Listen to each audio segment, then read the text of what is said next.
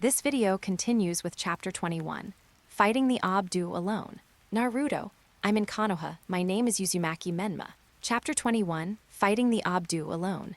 Chapter 21, Fighting the Obdu Alone. Darui, you two lead the team to take care of those two flying ninjas. Reikaja quickly made tactical arrangements. Watch out for that scythe-wielding ninja. Reikaja recounted the information he had gathered from their recent encounter. That guy seems to be able to absorb chakra. By the way, come with me to meet this arrogant guy. As the renowned Obdu in the ninja world, they were unstoppable and invincible on the battlefield during the Third Shinobi World War. Only when they encountered the faster, yellow flash, Minato Namikaze, were they suppressed. But now that Minato Namikaze is dead, the fourth Reikaja has become the fastest man in the ninja world of this era. No one doubts the fighting power of the Obdu. Darui and Hei, each leading their own cloud village ninjas, surrounded and attacked the two enemies who could float in the air.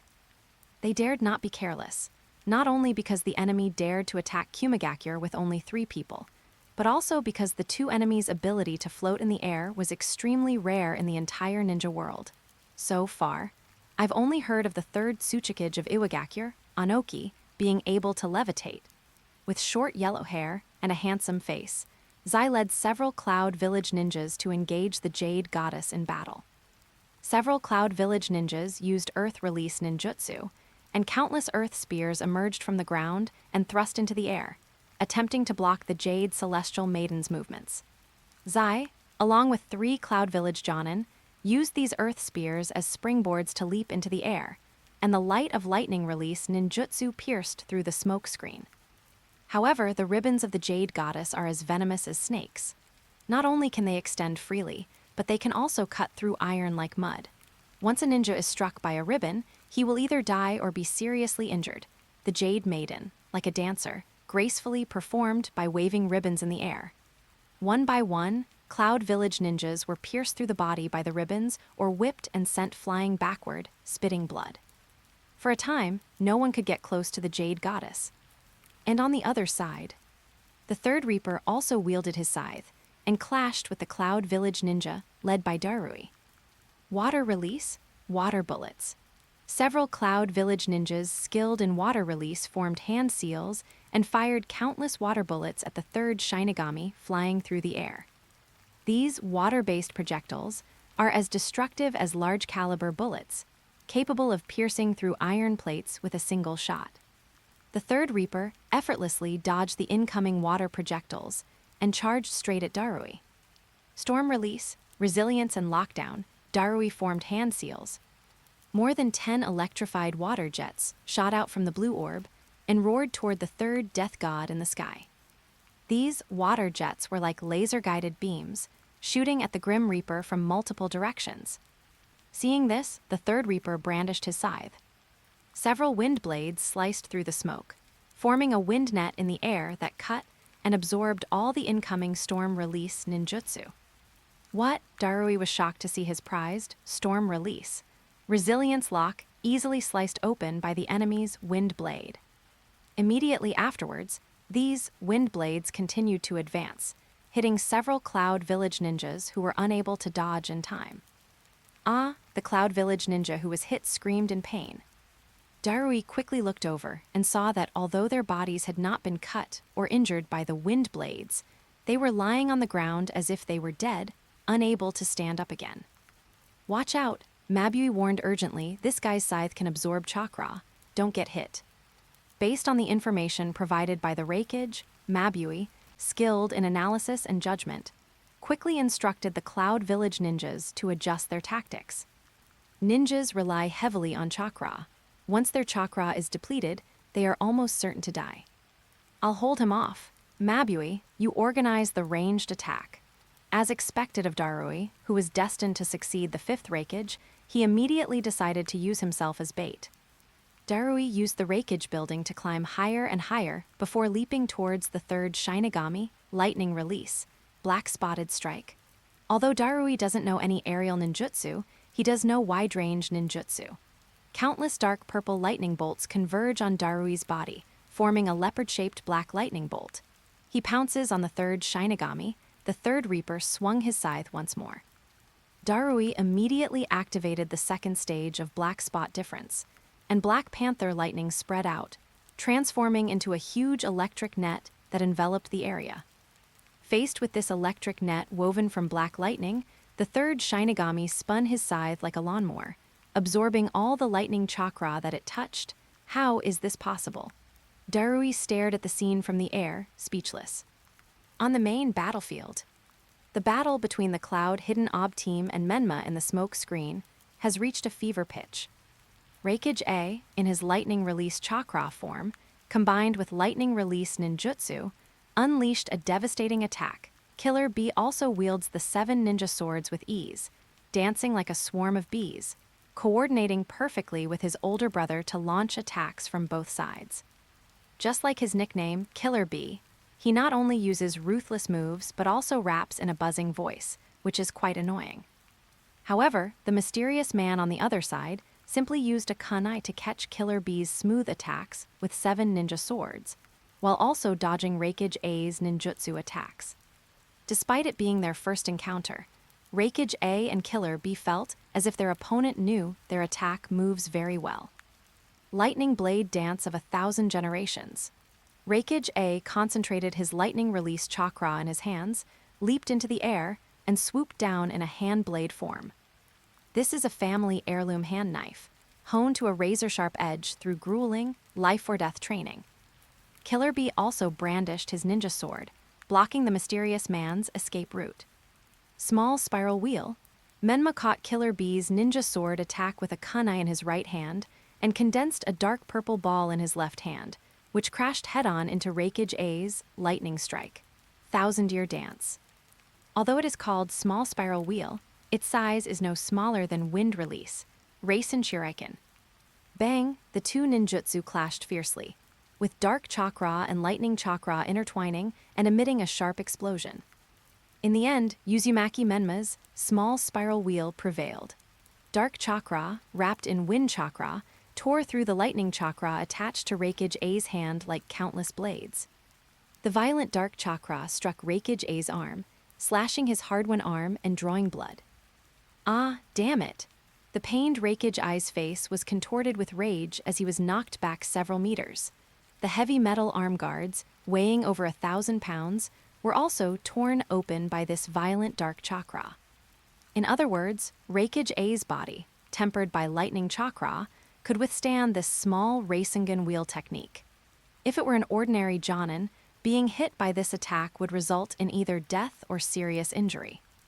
Hey Tilda Big Brother, are you all right? Killer B also stepped back to Ai's side and asked with concern. Bye, this guy is no ordinary person. Use Tailed Beast transformation. Reikage A knew that they couldn't defeat each other with their current fighting style, so he prepared to unleash his full power. But Big Brother Tilda, this is a village Tilda. The 8 tails will destroy the village Tilda, Killer B said with some worry. Mabui, Lei Yingai shouted. However, when he turned his head, he saw that more than a dozen Cloud Village ninjas in the distance had been killed or wounded. Darui and Zai also found themselves in a fierce battle. Please add this to your favorites, please leave a review, please vote for it, please give it a monthly pass. Data is very important during the new book period. Thank you so much, dear readers. End of this chapter. Chapter 22, This is a Parting Gift. Chapter 22, This is a Parting Gift. Even if there were more elite Jonin than usual, they might not be able to put the hidden cloud village of the Land of Lightning, one of the 5 great nations, into a difficult battle. However, the mysterious masked man who appeared this time was far stronger than an ordinary elite Jonin, and his abilities were even more unpredictable. The ability to leap into the air alone would easily defeat 99% of ninjas. This is because the Hidden Cloud Village is located atop a mountain, allowing the Hidden Cloud ninjas to use the Reikage building and nearby peaks to launch attacks. Ordinary ninjas would probably find it difficult to even get close. Moreover, the mysterious man with the scythe can absorb chakra. Once hit by his scythe or the wind blade he swings, one's chakra will be instantly drained, resulting in either death or serious injury. In their initial clash, The Cloud Village ninjas, under the command of Darui, He, and Mabui, suffered casualties, losing 2 Jonin and 12 Chunin, before finally forcing the 2 floating enemies to a single point. However, when the 2 masked men team up back to back, they become even more difficult to deal with. Darui and Zai, along with several elite Jonin, attempted to launch attacks from multiple directions, but all their efforts were thwarted, and the battle reached a stalemate.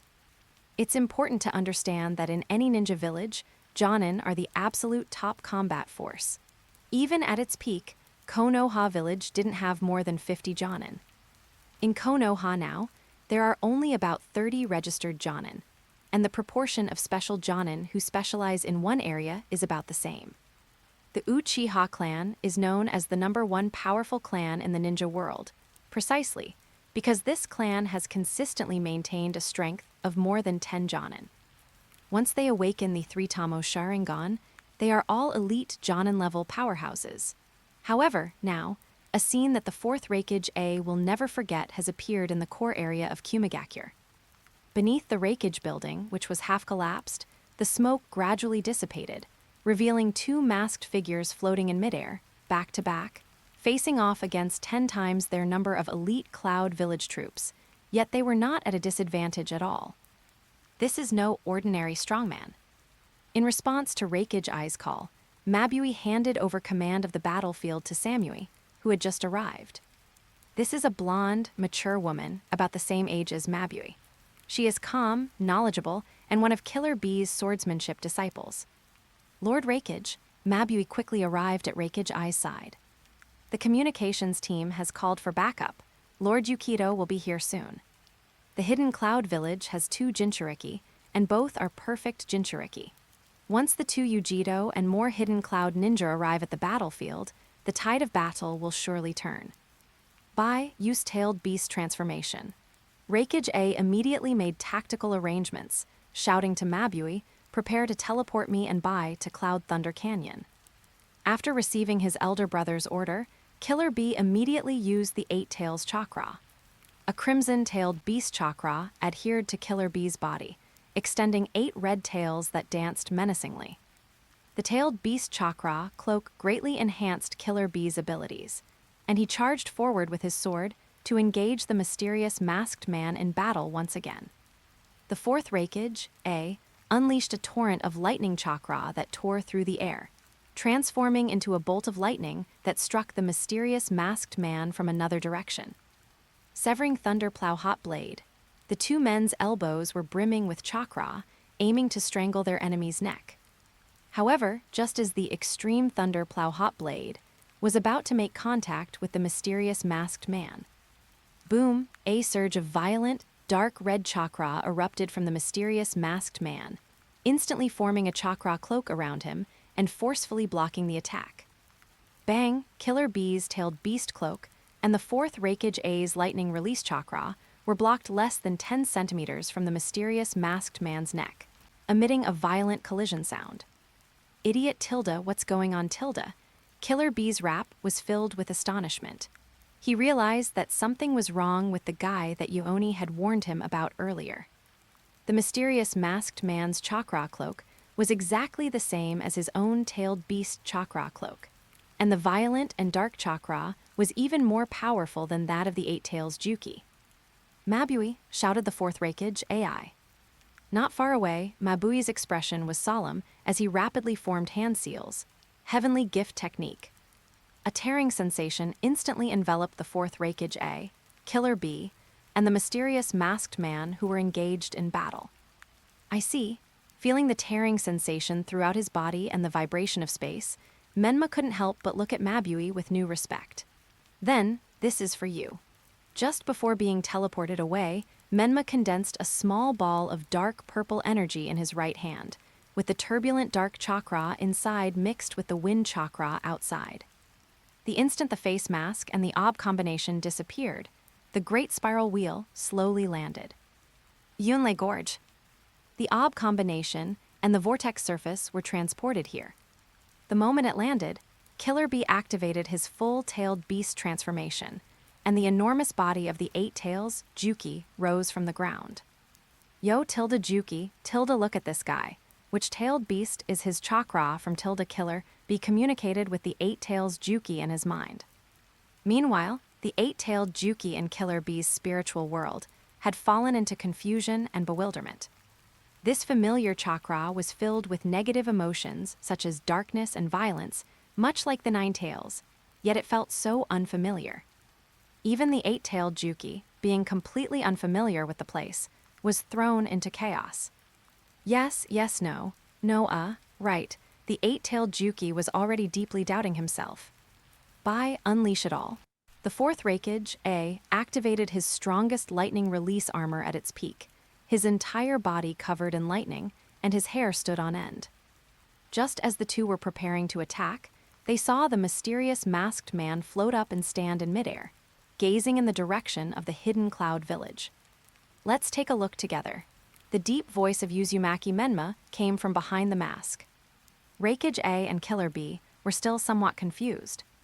Suddenly, a bright light shone from the hidden cloud village, which was shrouded in a dark cloud in the distance. Raikage A and Killer B looked over in shock, only to see a huge mushroom cloud rising from the direction of Kumigakure, tearing apart the dark clouds above the village with blinding light. Half a minute later, the roar of the explosion swept through Yunlei Gorge. You bastard, what have you done? Raikage A's eyes were bloodshot as he leaped high into the air, condensing the high-intensity current of his lightning-release chakra into his hand blade and slashing down fiercely. Thunder Torture level Chiamai. The hand chop, imbued with lightning chakra, struck Menma's tailed beast chakra cloak, but failed to budge it in the slightest. I've had enough fun. Menma chuckled softly and flew higher and higher. Beat Lei Ying AI roared. Killer B in his tailed beast form gripped the ground with both forelimbs, raised his head, and opened his mouth wide. The jet-black-tailed beast ball rapidly condensed in its mouth. Looking at the completed tailed beast ball, Menma once again condensed a small, dark purple ball in his right hand. This is a gift of parting. The large spiral wheel was casually tossed aside by Myanmar. The dark purple sphere floated down lightly, colliding violently with the tailed beast ball that hurtled upwards. Boom, it instantly unleashed terrifying energy, engulfing the entire cloud thunder gorge. Please add this to your favorites. Please leave a review. Please vote for it. Please give it a monthly pass. Data is very important during the new book period. Thank you so much, dear readers. End of this chapter, Chapter 23, The Tragic Casualties of the Hidden Cloud Village. Chapter 23, The Tragic Casualties of the Hidden Cloud Village Yunlei Gorge, a place specifically for cultivating the power of pillars, can no longer be called a gorge. The combined effect of the tailed beast ball and the small Rasengan is not as simple as 1 + 1 = 2.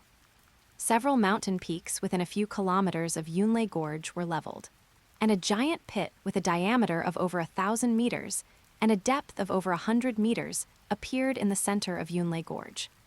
The river, now cut in half, is rushing in, carrying with it pebbles.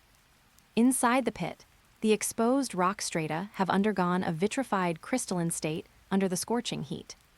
The eight-tailed Juki's mutilated body struggled to rise from the ruins, while the surrounding crystalline soil cracked and collapsed. Cough, Big Brother Tilde, are you all right? Tilde Killer B spat out a mouthful of blood, still managing to rap.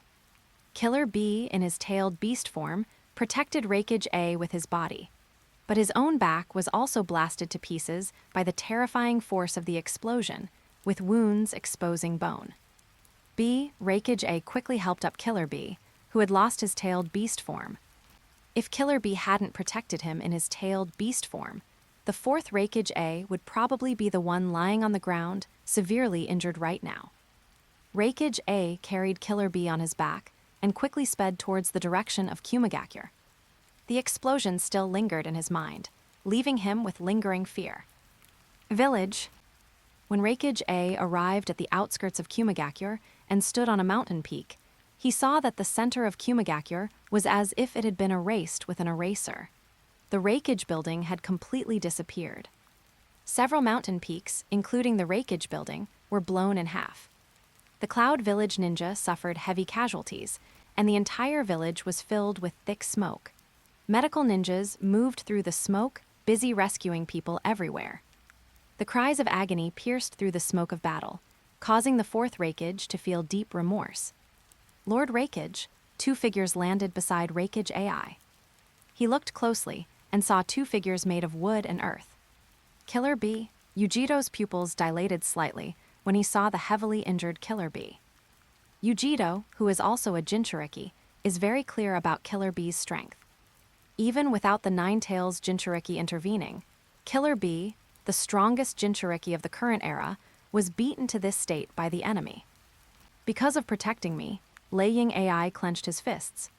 He had forbidden Killer Bee from leaving the village because he feared that his brother Killer Bee would suffer a similar siege after the death of his father, the third Raikage. But today, after a mysterious enemy came knocking on his door, it was this brother who shielded him from that terrifying explosion. What happened with the explosion in the village? Where are those two enemies? Raikage A asked Tsuchida after handing the heavily injured Killer Bee over to the arriving medical ninja. The elite Jonin, who was deeply trusted by the third Raikage A, said with a heavy expression, "When I arrived, the battle was already over." "Where are Darui and the others?" Ray Shadow AI shouted hoarsely. Darui, Zai, and Samui only suffered minor injuries, but Mabuyi was too close to the explosion center to evacuate in time and is still being rescued. The ruins in the center of the village were reflected in Tutai's single eye. Of the other ninjas who participated in the battle, 2 Jonin are confirmed dead. 2 Jonin and 3 special Jonin are seriously injured. 7 Chunin are confirmed dead, and 16 Chunin have had their chakra drained, and their fate is unknown. In addition, the explosion destroyed the center of Kumigakure, and the number of dead and injured is estimated to be no less than 200. Unlike Konoha, which is situated on a plain, Kumigakure, hidden cloud village was built atop mountains. Therefore, the power and shockwave of the explosion were largely neutralized by the mountains. Furthermore, as a ninja military base, the majority of Kumigakure's villagers were ninjas with chakra, and these were also counted as casualties.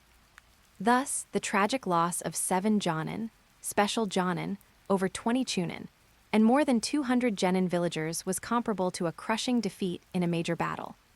If the main force of the Cloud Village's ninja forces hadn't been fighting against the Leaf Villages, ninja forces within the Land of the Moon, and the Land of Hot Springs, the casualties might have been even greater. Moreover, Killer Bee, the 8 Tails Jinchuriki, who is the strategic nuclear weapon of Kumigakure, was also seriously injured. Bang, the 4th Raikage A, punched a nearby mountain peak, creating a crater 2 meters wide. Have those 2 enemies been captured? Lei Ying AI gritted his teeth, wishing he could tear them to pieces immediately. But Tutai shook his head with a sullen face. He then offered a guess.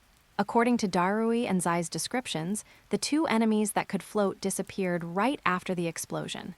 They shouldn't be human, they were summoned beasts. What? Raikage A was furious when he heard that the 2 mysterious enemies, who had held back dozens of elite ninjas from Kumigakure, were actually summoning beasts. How did they get into the village? Lei Yingai's knuckles turned white as he thought about it and became angrier. Tsuchitai said, "I sent people to question the guards on duty at the village entrance today, as well as the ninja who encountered that mysterious person with Killer Bee, and also interrogated the caravan that entered the village today. According to preliminary information, the enemy used illusion magic to control the caravan leader and entered the village under the name Danzo. This is a sketch of him." Tsuchida handed the information he had gathered and a sketch to the Raikage. It is truly remarkable that Tutai was able to compile the initial intelligence information in such a short time. Looking at the sunny and cheerful boy in the portrait, Lei Yingai became even more furious. "Activate the entire intelligence network of Kumigakure immediately. We must find this guy." Raikage AI crumpled the sketch into a ball, gritting his teeth as he said, "Issue a bounty on the exchange shop. 70 million taels. If anyone provides intelligence leads, Kumigakure will also give them a reward of 10 million taels upon confirmation." A bounty of 70 million ryo is already higher than the bounties of many Jinchuriki of tailed beasts. The bounty for Utakata, the 6 Tails Jinchuriki, was only 50 million ryo. Of course, Raikage AI didn't expect to kill this mysterious enemy through a bounty. The most important thing he did by issuing the bounty was to spread the information, make other villages pay attention to this mysterious person, and cause him some trouble. The Hidden Cloud Village has spies in other villages. If this mysterious person is involved in a battle with another village or something, the Hidden Cloud Village can obtain intelligence leads. Yes, Tsuchitai immediately ordered a trusted ninja to handle the matter. Furthermore, Raikage A looked at the village in the distance, where a large area was now empty, and said unwillingly, "Let's make peace with Konoha." Rumble, the dark clouds that had been dispersed by the explosion gathered again over Kumigakure, and the raindrops that fell seemed to carry the pungent smell of gunpowder, washing over Kumigakure's wounds. The pain of war shrouded the entire Hidden Cloud Village. In the 54th year of Konoha, news of the attack on Kumigakure by mysterious ninjas spread like wildfire. Each ninja village sent out spies to investigate the losses suffered by Kumigakure. Not long after, Kumigakure agreed to Konohagakure's terms for a ceasefire, and the final battle of the Third Shinobi World War finally came to an end, ushering in a brief period of peace for the shinobi world. Meanwhile, a mysterious ninja named Danzo, codenamed Shura, has a bounty of 70 million ryo placed on his head in the underground black market. Even providing useful information can earn you a reward of 10 million taels. Sigrun has taught at the Iceland University of the Arts as a part-time lecturer since, and was dean of the Department of Fine Art from. She held a research position at Reykjavik Art Museum, focusing on the role of women in Icelandic art. She studied fine art at the Icelandic College of Arts and Crafts and at Pratt Institute, New York, and holds BA and MA degrees in art history and philosophy from the University of Iceland. Sigrun lives and works in Iceland.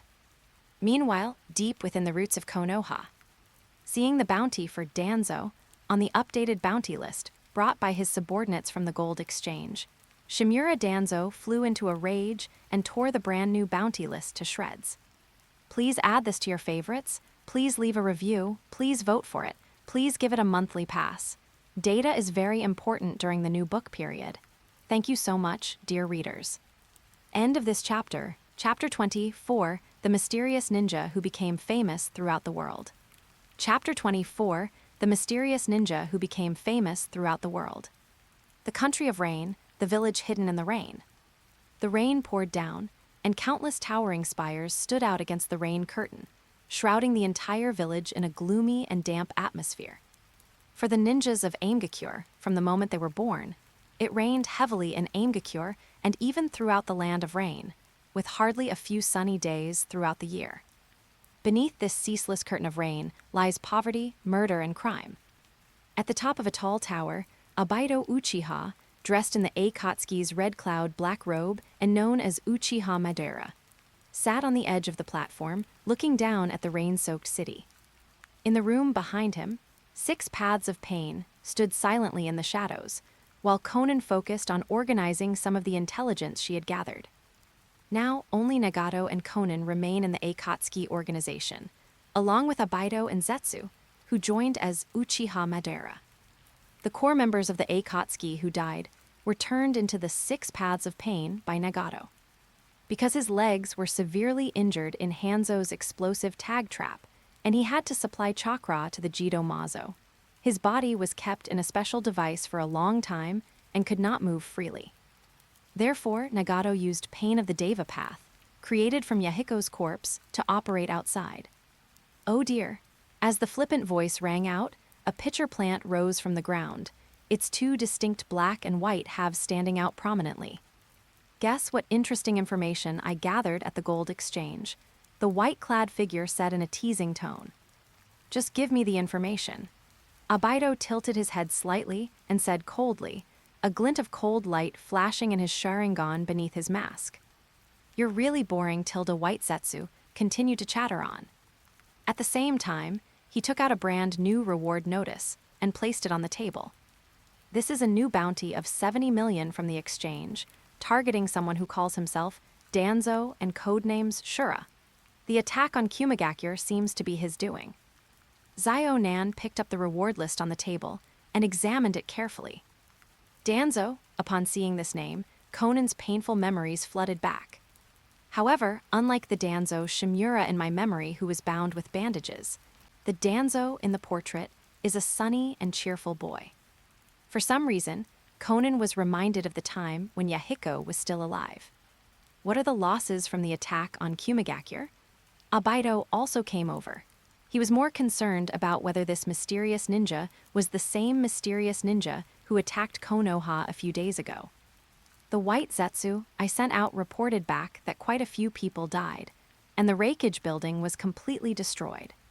White Zetsu waved his arms and said excitedly, to be able to escape unscathed from such a large-scale explosion while being pursued by the Reikage and Jinchuriki is no less than the damage you caused when you attacked Konoha 3 years ago.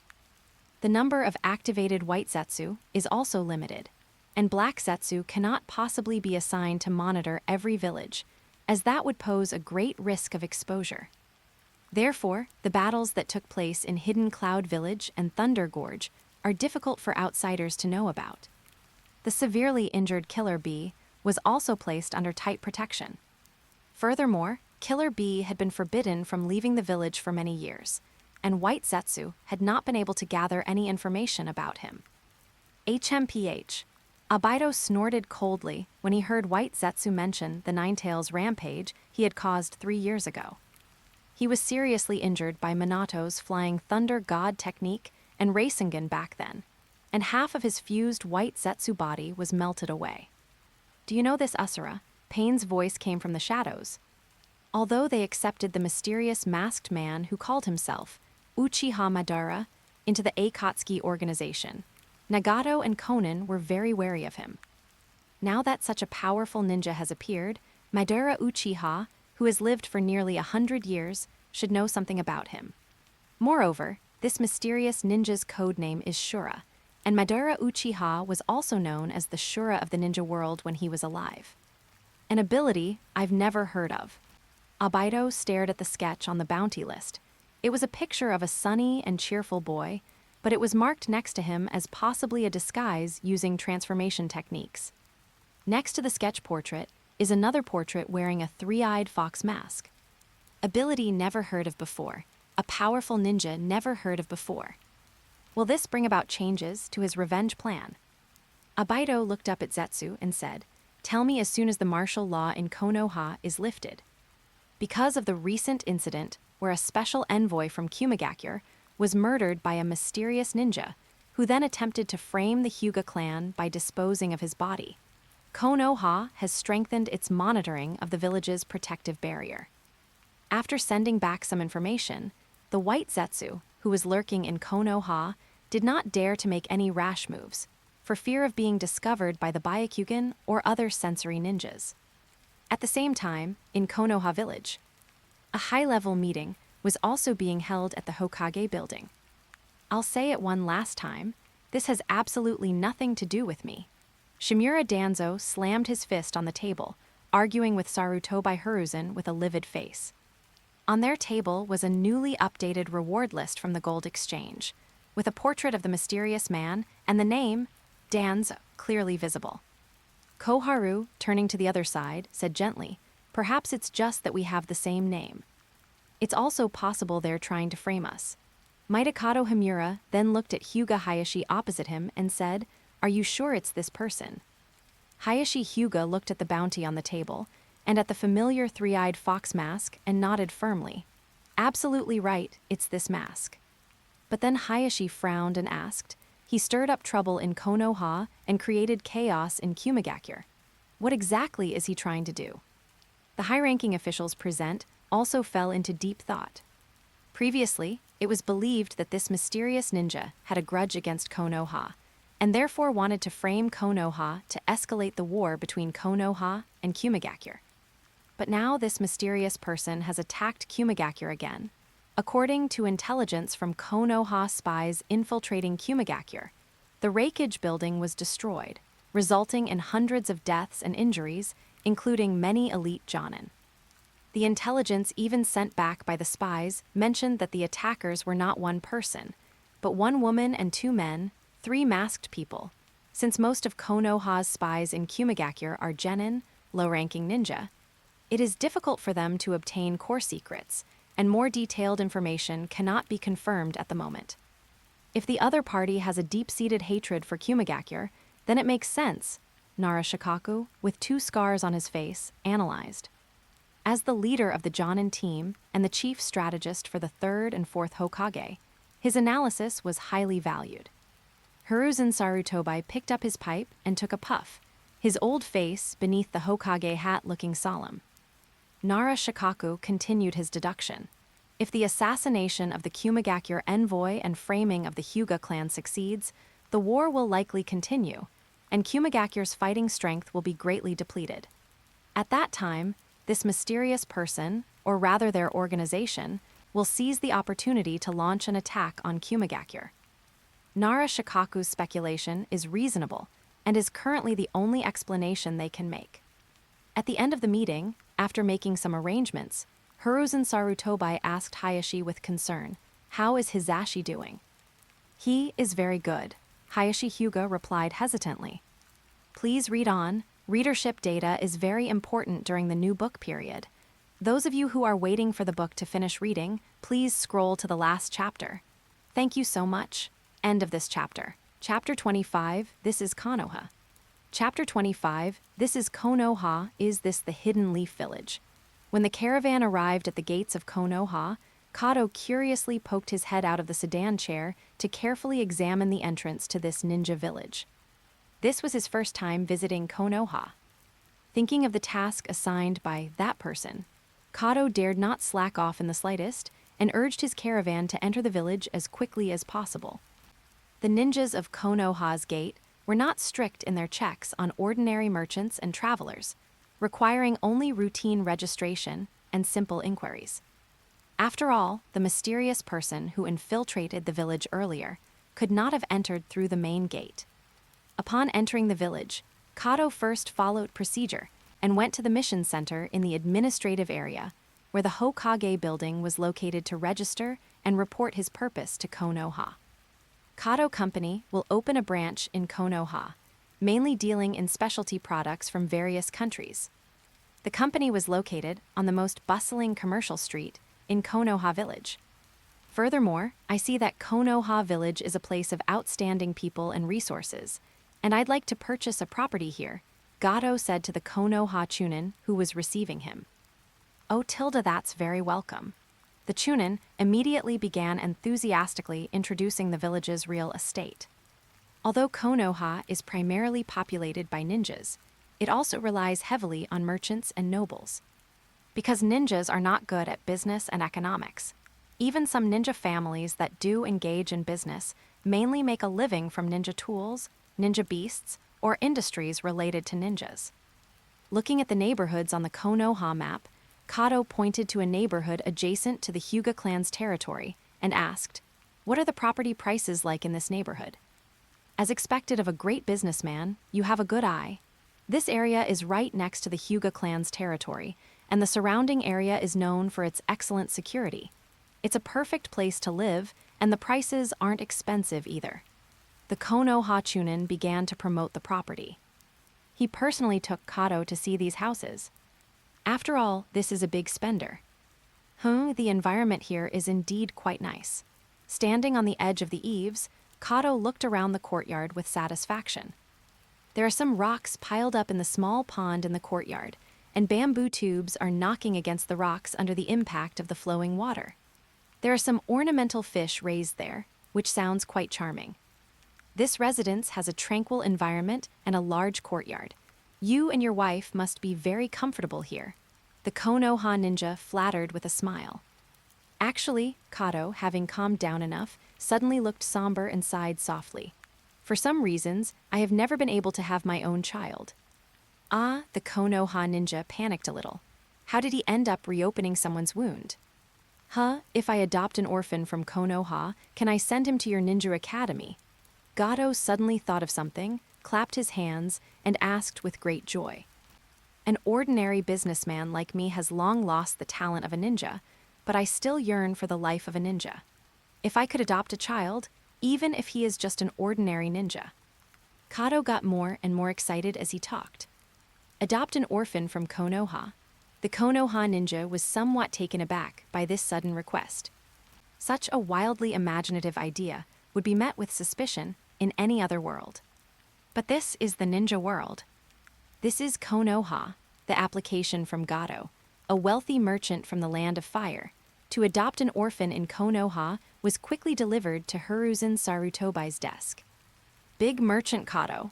Hiruzen Sarutobai's pipe emitted wisps of smoke as he looked at the application in his hand and then at the background check conducted by the intelligence unit.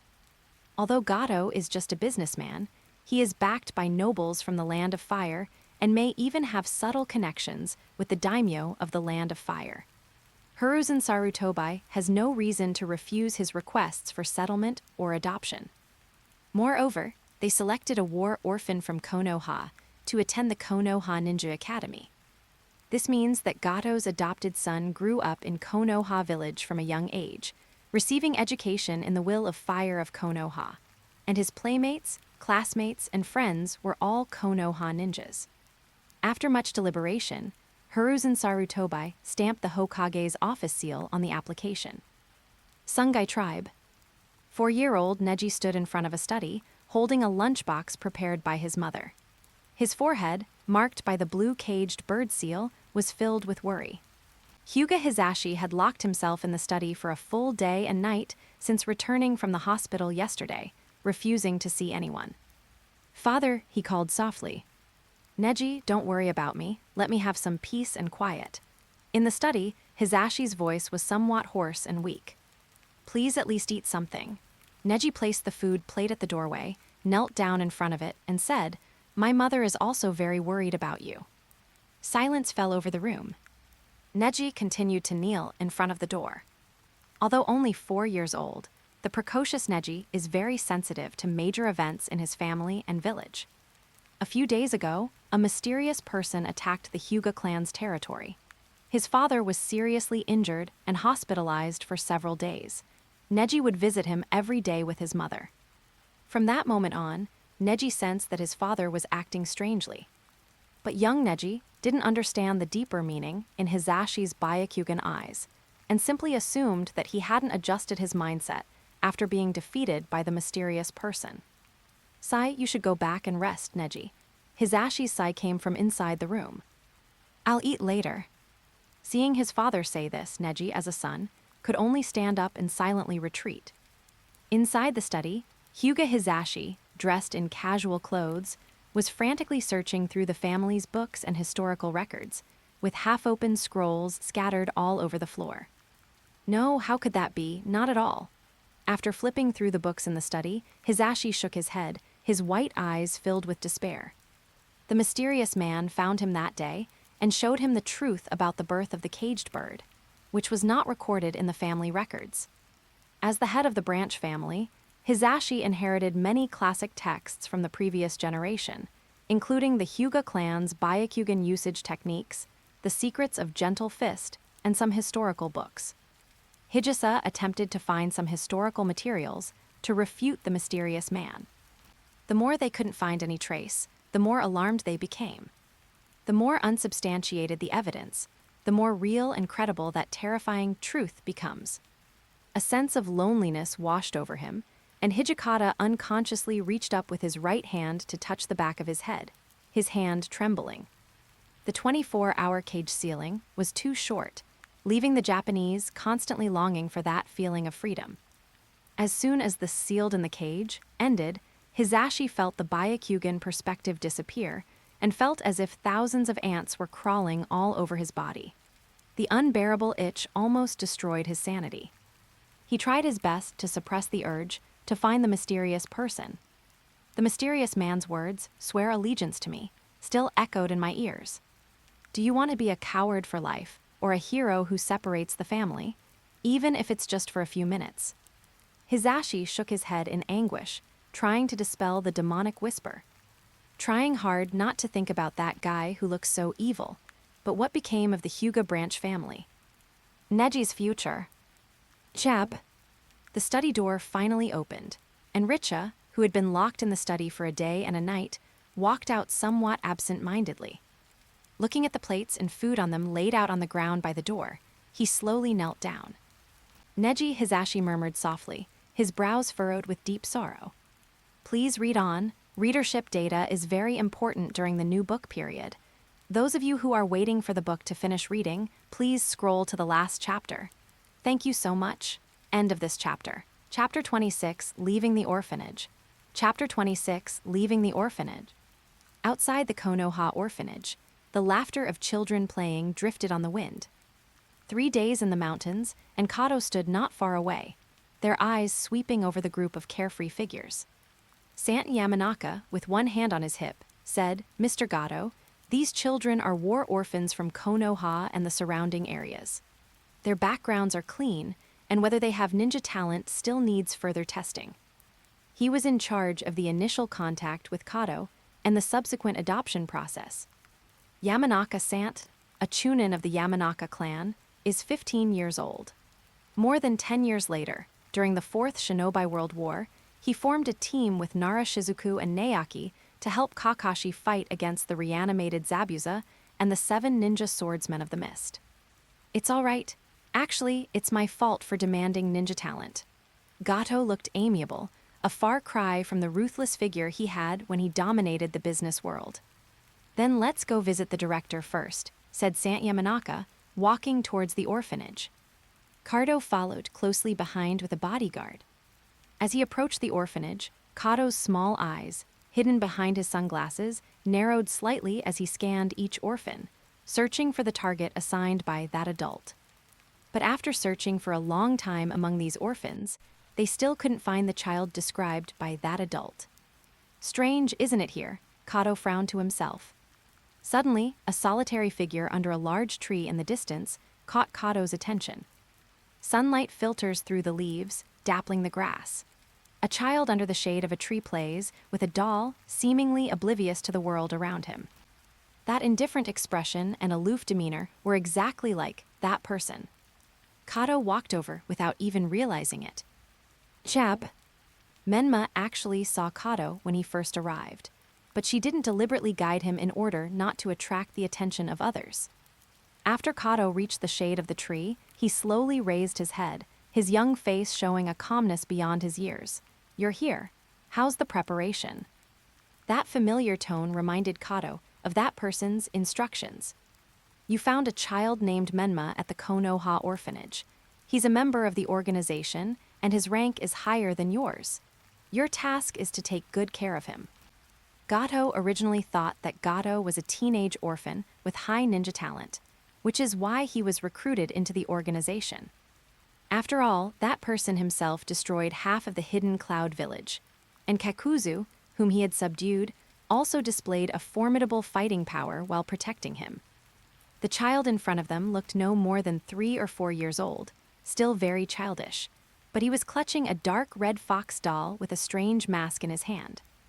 Is it really the target assigned by that person? So Kato tentatively said, the house and branch office have been arranged. Let's go. Menma stood up, his tone leaving no room for argument. Yes, Kato was finally convinced that the child was indeed the person that person had asked him to find. In front of the orphanage, Menma, Yanai, the acting director of the orphanage, stood with her hands on her hips next to Sant in the mountains, her eyes full of helplessness as she looked at Menma. This child is always so withdrawn and unsociable, which makes people worry about him. So his name is Menma. Kato nodded to Sant in the mountains and said, I feel a connection with this child. He'll be the one.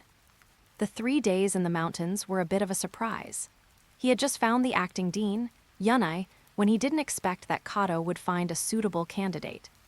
He raised his orange eyebrows slightly and glanced at the child next to Kato, who was holding a fox doll. Yana hurriedly explained, Menma is an orphan from 3 years ago, and he has a rather withdrawn personality, so he's probably not suitable. 3 years ago. Upon hearing this information, Sant in the mountains recalled the terrifying orange-red Nine-Tailed Fox. After that day, the village had many more orphans. 3 days into the mountain, Yamanaka's attitude towards Muma softened somewhat. He squatted down, took out a chakra meter from his pocket, and said to Muma, "Little friend, try this." Menma expressionlessly accepted the square chakra testing paper and tried to mobilize his fire-style chakra. Soon, the tip of the paper began to burn. Its fire attribute. There were no surprises in the 3 days in the mountains. Most of the orphans here were war orphans from Konoha and the Land of Fire, so it was normal for them to have talent. So he stood up and said to acting Dean Yanai then, "Let's choose this child." But Yanai was still a little worried. Menma was still too young, and his personality was too withdrawn. "Aunt Yanai, let me go." Menma looked up at Yanai and spoke softly. Although Menma was the youngest of the more than 20 children in the orphanage, Yana felt as if she were looking into the eyes of an adult. For some reason, Yanai always had a feeling that Menma shouldn't be in the orphanage. Finally, Yanai sighed deeply and watched with the children from the orphanage as Menma was taken away. "Myanmar, remember to come back and see us," shouted Aki, the oldest of the group of children. The other children also waved goodbye, their eyes filled with reluctance. Menma tilted his head slightly, his gaze sweeping over Aki and the orphans, and he remembered his promise to Yakashi Kabuto. "Yes, I will," Menma replied softly. After leaving the orphanage, Kato and Yamanaka Santon took Menma to the administrative center next to the Hokage building to complete the adoption registration and other procedures. With the Hokage's special approval, the adoption process was completed quickly with no obstacles in sight. Kato, with Menma in tow, returned to the mansion he had just bought in Konoha. "Master," the servants in the mansion bowed in unison. "Yes, you may all leave." Kato waved his hand. The servants all withdrew. Only Menma and Kato remained in the room. "We don't need so many servants, just 2 to take care of your daily needs." A voice that was both familiar and awe-inspiring to Kato came from the shadows. Kato turned around abruptly and saw that person, wearing a mask, slowly emerge from the shadows. "I thought you'd be faster. You've kept me waiting for so long." Menma looked at its original form and didn't hold back its Chinese letter, to cow, a form of sarcastic commentary. The main body of Menma didn't say anything to his clone, but looked at Kato and said, "You can go out now." Yes, Kato respectfully accepted the order. Just as he was about to leave, the voice of that person came from behind again. "The actions within Konoha village will be carried out according to Menma's arrangements." Yes, Kato bowed again and slowly left the room. Wiping the sweat from his brow, Kato waited quietly outside the door. Inside the room. "All right, hurry up and dispel the shadow clone technique. Staying in the orphanage is so boring." The clone, Myanmar, pouted. The body at surface numb formed hand seals. "Release."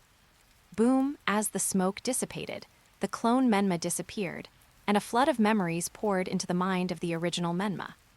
Incidentally, Menma also deactivated her transformation spell and reverted to the appearance of a 3-year-old child. Judging by the time, Orochimaru should be defecting soon too. Menma went to the window and opened it. From here you can see the Hokage building and Hokage Rock in the distance. The 4th Hokage's image stood out prominently in Menma's eyes. End of this chapter, Chapter 27, Hinata and -039, White Moonlight. Chapter 27, Hinata's White Moonlight. From now on, you shall call him Young Master Myanmar. When I am not here, everything here shall be in Myanmar's control. In the courtyard, following that person's instructions, Kato left only 2 servants behind and was now addressing them with Menma. "Yes, Master Kato, Young Master Menma." The 2 servants, both women, bowed respectfully to Kato and Menma on the veranda. They were all ordinary people from Konoha village, with no special ninja talent, and made a living mainly by doing odd jobs. Kato paid them twice the average wage because they were locals from Konoha, so they cherished the job very much. Having finally left the orphanage and escaped the White Zetsu surveillance, Menma was in a good mood, sitting on the veranda and enjoying the breath of freedom. Sunlight filtered through the cherry tree branches, casting dappled shadows on the veranda and illuminating Menma. Kato quickly set up a branch in Konoha, left a store manager behind, and then left Konoha to continue trading in various countries of the ninja world, earning funds for the organization and gathering intelligence from various countries. With Kakuzu, arranged by Menma, in charge of his safety, even elite Jonin would find it difficult to pose a threat to Gato. They could even help Gato cause trouble in his rivals' territories. Kato has the money, and Kakuzu is happy to earn it too. Meanwhile, Menma from Konoha village began to enjoy the life of a young master. Every morning, he practices chakra control. In the afternoon, he studies combinations of various chakra attributes.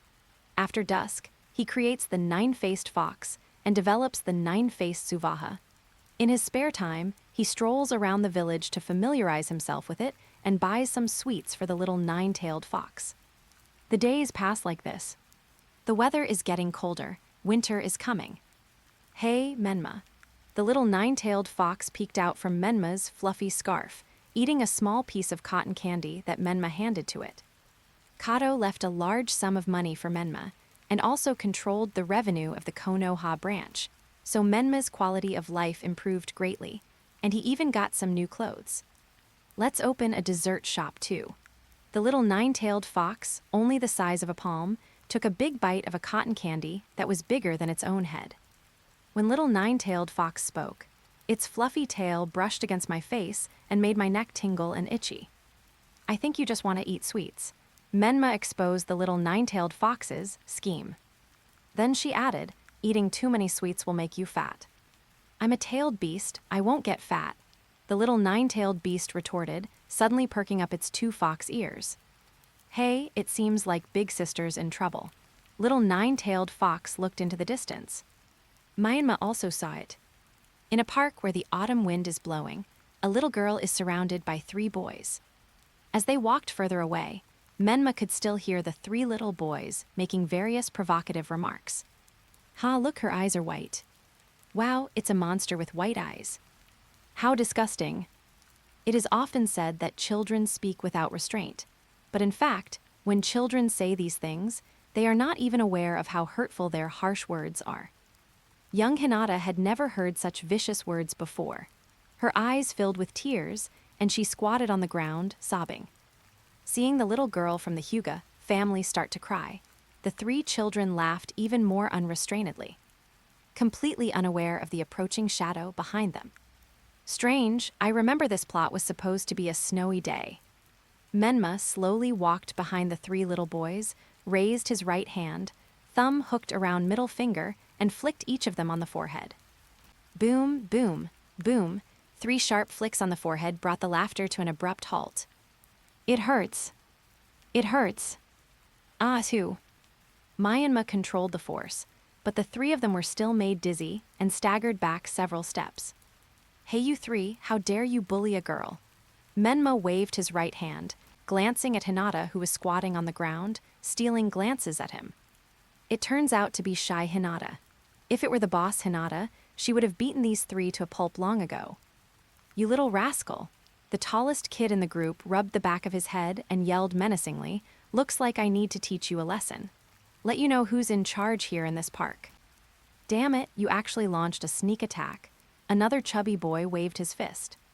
Damn it, I'll teach you a lesson.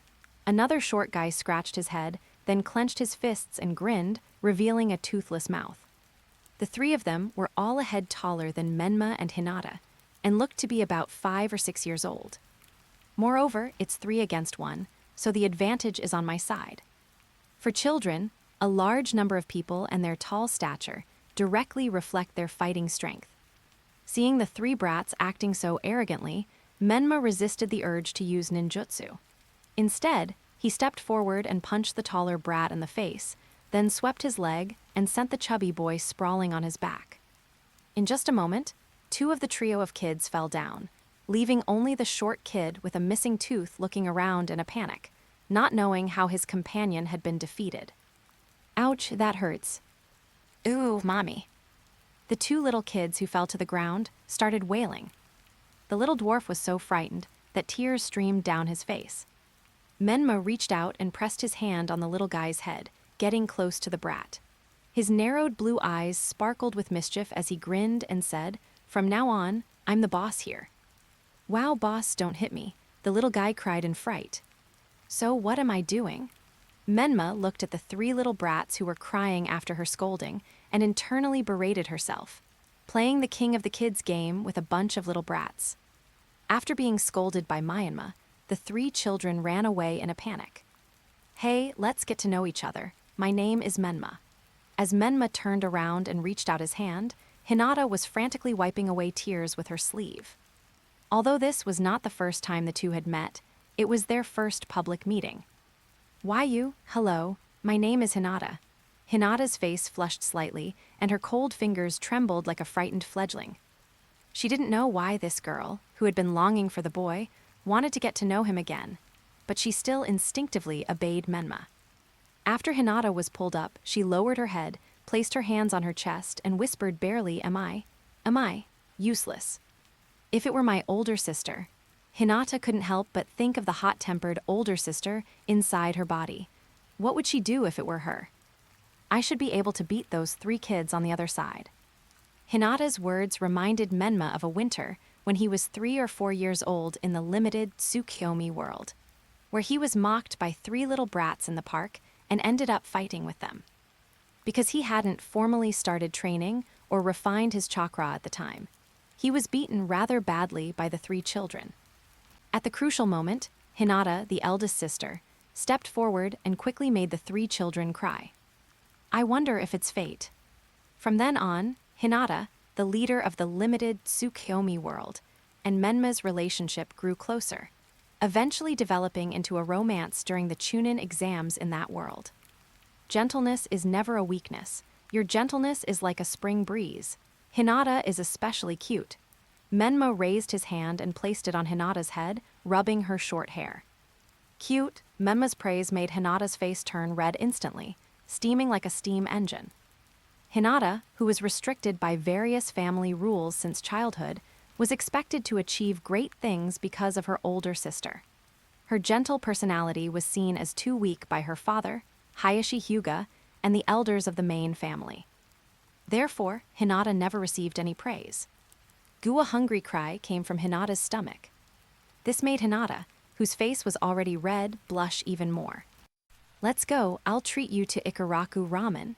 Menma thought of Hinata's appetite, probably because she had never been full since she was a child, so he pulled Hinata and ran towards the direction of Ikaraku ramen.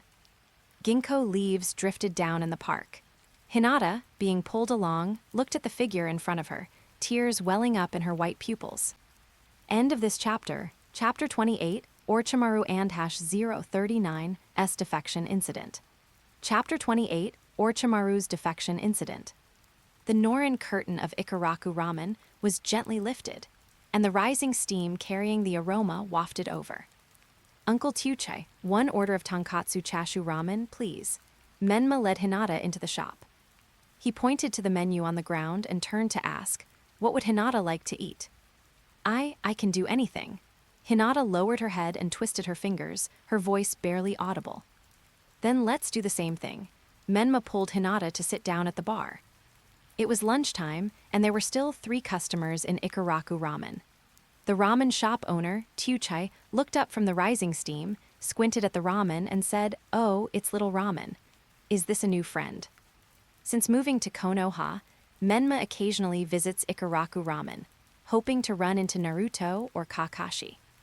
However, perhaps because Naruto was still young, and there were still 9 years before the main storyline began, he did not meet Naruto or Kakashi. "Hey, I haven't seen Hunta lately." While waiting for my ramen, I overheard the conversation of the villagers sitting next to me. "I haven't seen him for a few days. I even went to his house yesterday to look for him, but no one answered." "That kid just came back from a mission. How did he disappear?" "Could it be that we've received some higher-level mission?" "He's been a genin for several years. What kind of missions can he take on?" "That's strange. Sato also disappeared after only a few days back." Okay, Menma listened silently as the villagers, who looked like genin, talked about their friend's disappearance, and some of the events in his memory gradually came back to him. It seems Orochimaru is about to defect. Menma was even planning to go and beg Orochimaru for something. He's been eyeing Snake's technology for a long time. Although the impure world reincarnation technique was probably not perfected at this time, genetic technology, cloning technology, and the Hashirama cells that Orochimaru possessed were all treasures. Here's your ramen, kids. Menma was pondering Orochimaru's possible escape route when the voice of Uncle Tuchai interrupted his thoughts.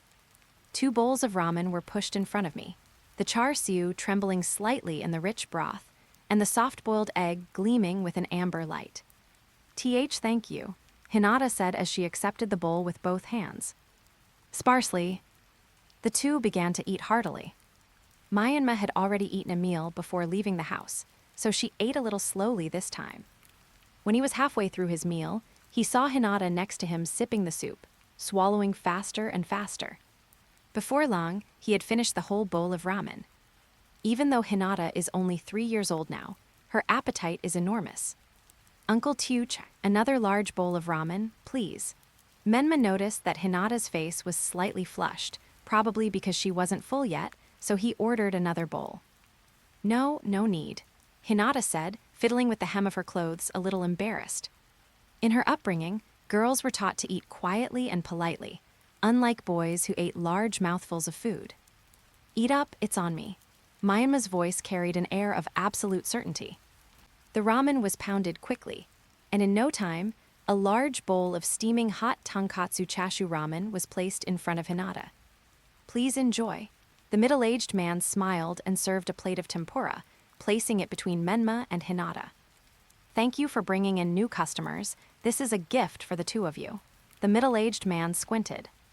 Menma was already quite full, but hadn't finished his food, so he pushed the tempura towards Hinata. Looking at the large bowl of ramen and the plate of tempura in front of her, Hinata's eyes welled up with tears again. She has never been full since she can remember, but she is too embarrassed to tell her parents. Sometimes, she is even scolded by her mother for eating too much. Despite being the eldest daughter of the Hyuga clan, one of the 2 great clans of Konoha, she has never been able to eat her fill. Who would believe that? At that moment, Menma's casual gesture warmed Hinata's heart more than the strict rules of the clan's mansion. After finishing her second bowl, Menma made a gesture to offer Hinata another serving. Hinata blushed and hurriedly pressed down on his sleeve, shaking her head. Let's go then, I'll take you home. It was getting late when the 2 of them came out of Ikaraku Ramen. Menma reached out and naturally took Hinata's small hand. In the setting sun, 2 small shadows were stretched out. Hinata looked down at the small hand that was holding her so firmly, and her already slightly flushed face became even redder. If every day could be like this, how wonderful that would be. Hinata felt a sense of peace and security she had never experienced before. She looks exactly like a well-behaved girl who's been kidnapped by a blonde-haired kid. The 2 walked towards their clan's territory. Hinata suddenly stopped and froze on the spot. What's wrong? Menma felt the stiffness in his hand and turned his head slightly. A soft fist came flying towards me, carrying with it a powerful gust of wind. You scumbag, followed by Hinata's coquettish shout. Lord Hokage, a masked ANBU ninja, landed in the center of the Hokage's office. This is the latest investigation report on the missing persons in the village. The ANBU ninja presented a scroll with both hands. Wearing the Hokage hat, Hiruzen Sarutobi solemnly accepted the scroll, already prepared for the worst. Recently, more and more ninjas have been disappearing from the village. Although they are all genin, such disappearances have aroused Hiruzen Sarutobi's suspicions, and he has ordered the ANBU to investigate. When the scroll was opened, and the investigation report pointed to the person mentioned in it, even Hiruzen Sarutobi, who was mentally prepared, still had a slight tremor in his pupils. Kakashi, Hiruzen Sarutobi called softly. Bass. An ANBU member wearing a white cat mask appeared behind Hiruzen Sarutobi, kneeling and awaiting orders. Assemble the first squad and follow me to capture Orochimaru, Hiruzen Sarutobi said, his face solemn and filled with grief. Yes, Kakashi accepted the order and immediately went to assemble the team. The full name of the Dark Division is Assassination Tactical Special Forces. It consists of 4 divisions, each with 4 squads, totaling about 70 people. Most ordinary ANBU ninjas are only Chunin level, while ANBU ninjas above the rank of squad leader are at least special Jonin level. Squad leaders are ordinary Jonin, and the ANBU Captain General is an elite Jonin like Kakashi. In actual deployment, the ANBU tries to have 2 Jonin and 3 special Jonin in each squad. Before long, Hiruzen Sarutobi changed into his combat uniform and personally led a team to clean up the mess.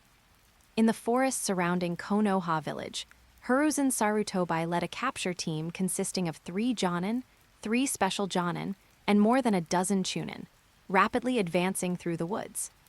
The ANBU ninja leading the way suddenly made a hand gesture, and everyone landed silently like falling leaves. A sensory ninja forms hand seals. Lord Hokage, the entrance is right here. Kakashi, Suzaku, you two come in with me. The rest of you set up outside, Hiruzen Sarutobi ordered. Apart from Kakashi, who wore a white cat mask, and Sparrow, who wore a sparrow mask, the other ANBU ninjas, led by their respective squad leaders, went to search the surrounding area for other entrances. Hiruzen Sarutobi nodded to the Sparrow. The latter threw out a kunai with an explosive tag attached. Boom, as the thick smoke dissipated and the disguise was torn away, the dark passageway, like the open mouth of a snake, appeared before Hiruzen Sarutobi and his companions. End of this chapter, Chapter 29, Snake Uncle and #039, S Gold Coins. Chapter 29, Snake Uncle's Gold Coins. The third Hokage, Hiruzen Sarutobi, with a solemn expression, led Kakashi and Suzaku, 2 elite Jonin, into the dark tunnel.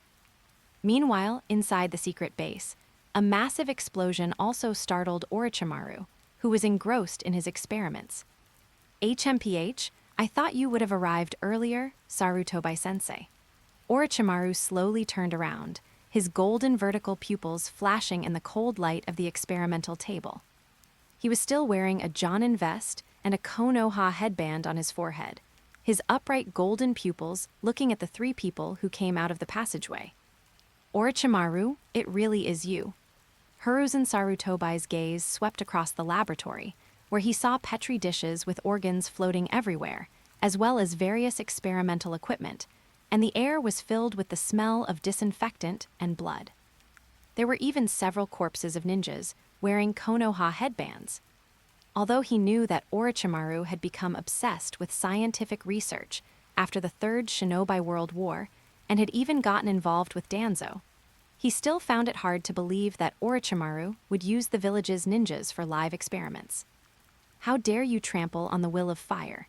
This heinous act made Hiruzen Sarutobi feel ashamed before the Hokage of all generations. More importantly, if word got out that the third Hokage's student was capturing village ninjas for live experiments, what would the other ninja clans and civilian ninjas think? Therefore, Hiruzen Sarutobi must clean house. Wearing white cat masks, Kakashi and Suzaku instantly appeared in front of Hiruzen Sarutobi, drew their kunai, and entered battle stance. Hiruzen Sarutobi's hands moved so fast they became blurry before he slammed his palms heavily onto the ground. Psychicism. Boom, as the runes of the summoning array scattered, after a puff of smoke, the Monkey King Enma, wearing a Konoha headband, emerged from the smoke with his imposing figure. Hiruzen, the enemy is. Enma crossed his arms and stopped abruptly as he saw the pale face in the shadows. I'm sorry to have made you laugh, Sarutobi Hiruzen. This time, I'm going to clean house, Hiruzen Sarutobi said with a pained expression. These alone won't be enough to keep me here, master. Orochimaru formed hand seals. A high-frequency sound wave tore through the air like an invisible blade, causing the eardrums of Hiruzen Sarutobi, his companions, and the beast to vibrate. Hiruzen Sarutobi even fell to the ground with a thud. Before the 3 people and 1 beast could react, Orochimaru had already teleported to the entrance of the passage behind them. Orochimaru glanced back at his teacher, his vertical pupils swirling with complex emotions, then ran out of the tunnel without looking back. At the same time, the self-destruct mechanism of the secret base was activated, and a large number of explosive tags were detonated, engulfing the base in a series of explosions. Lord Hokage, Kakashi, Suzaku, and Enma immediately protected Hiruzen Sarutobi. On the outskirts of Konoha village, Orochimaru sped through the branches. What a laughable indecisiveness! Orochimaru smirked, recalling Hiruzen Sarutobi's actions earlier. It's just a pity that there wasn't time to transfer the equipment from the other labs, so it was all taken by Danzo. Orochimaru didn't care about the experimental equipment. All the experimental results were in his mind. Given some time and money, building a few more better labs would be a piece of cake. But thinking that so much experimental equipment had been given to Danzo for nothing, he was still somewhat resentful. That old fox Danzo will never let this opportunity slip by. The pursuers might already be on their way. Orochimaru continued his rapid advance.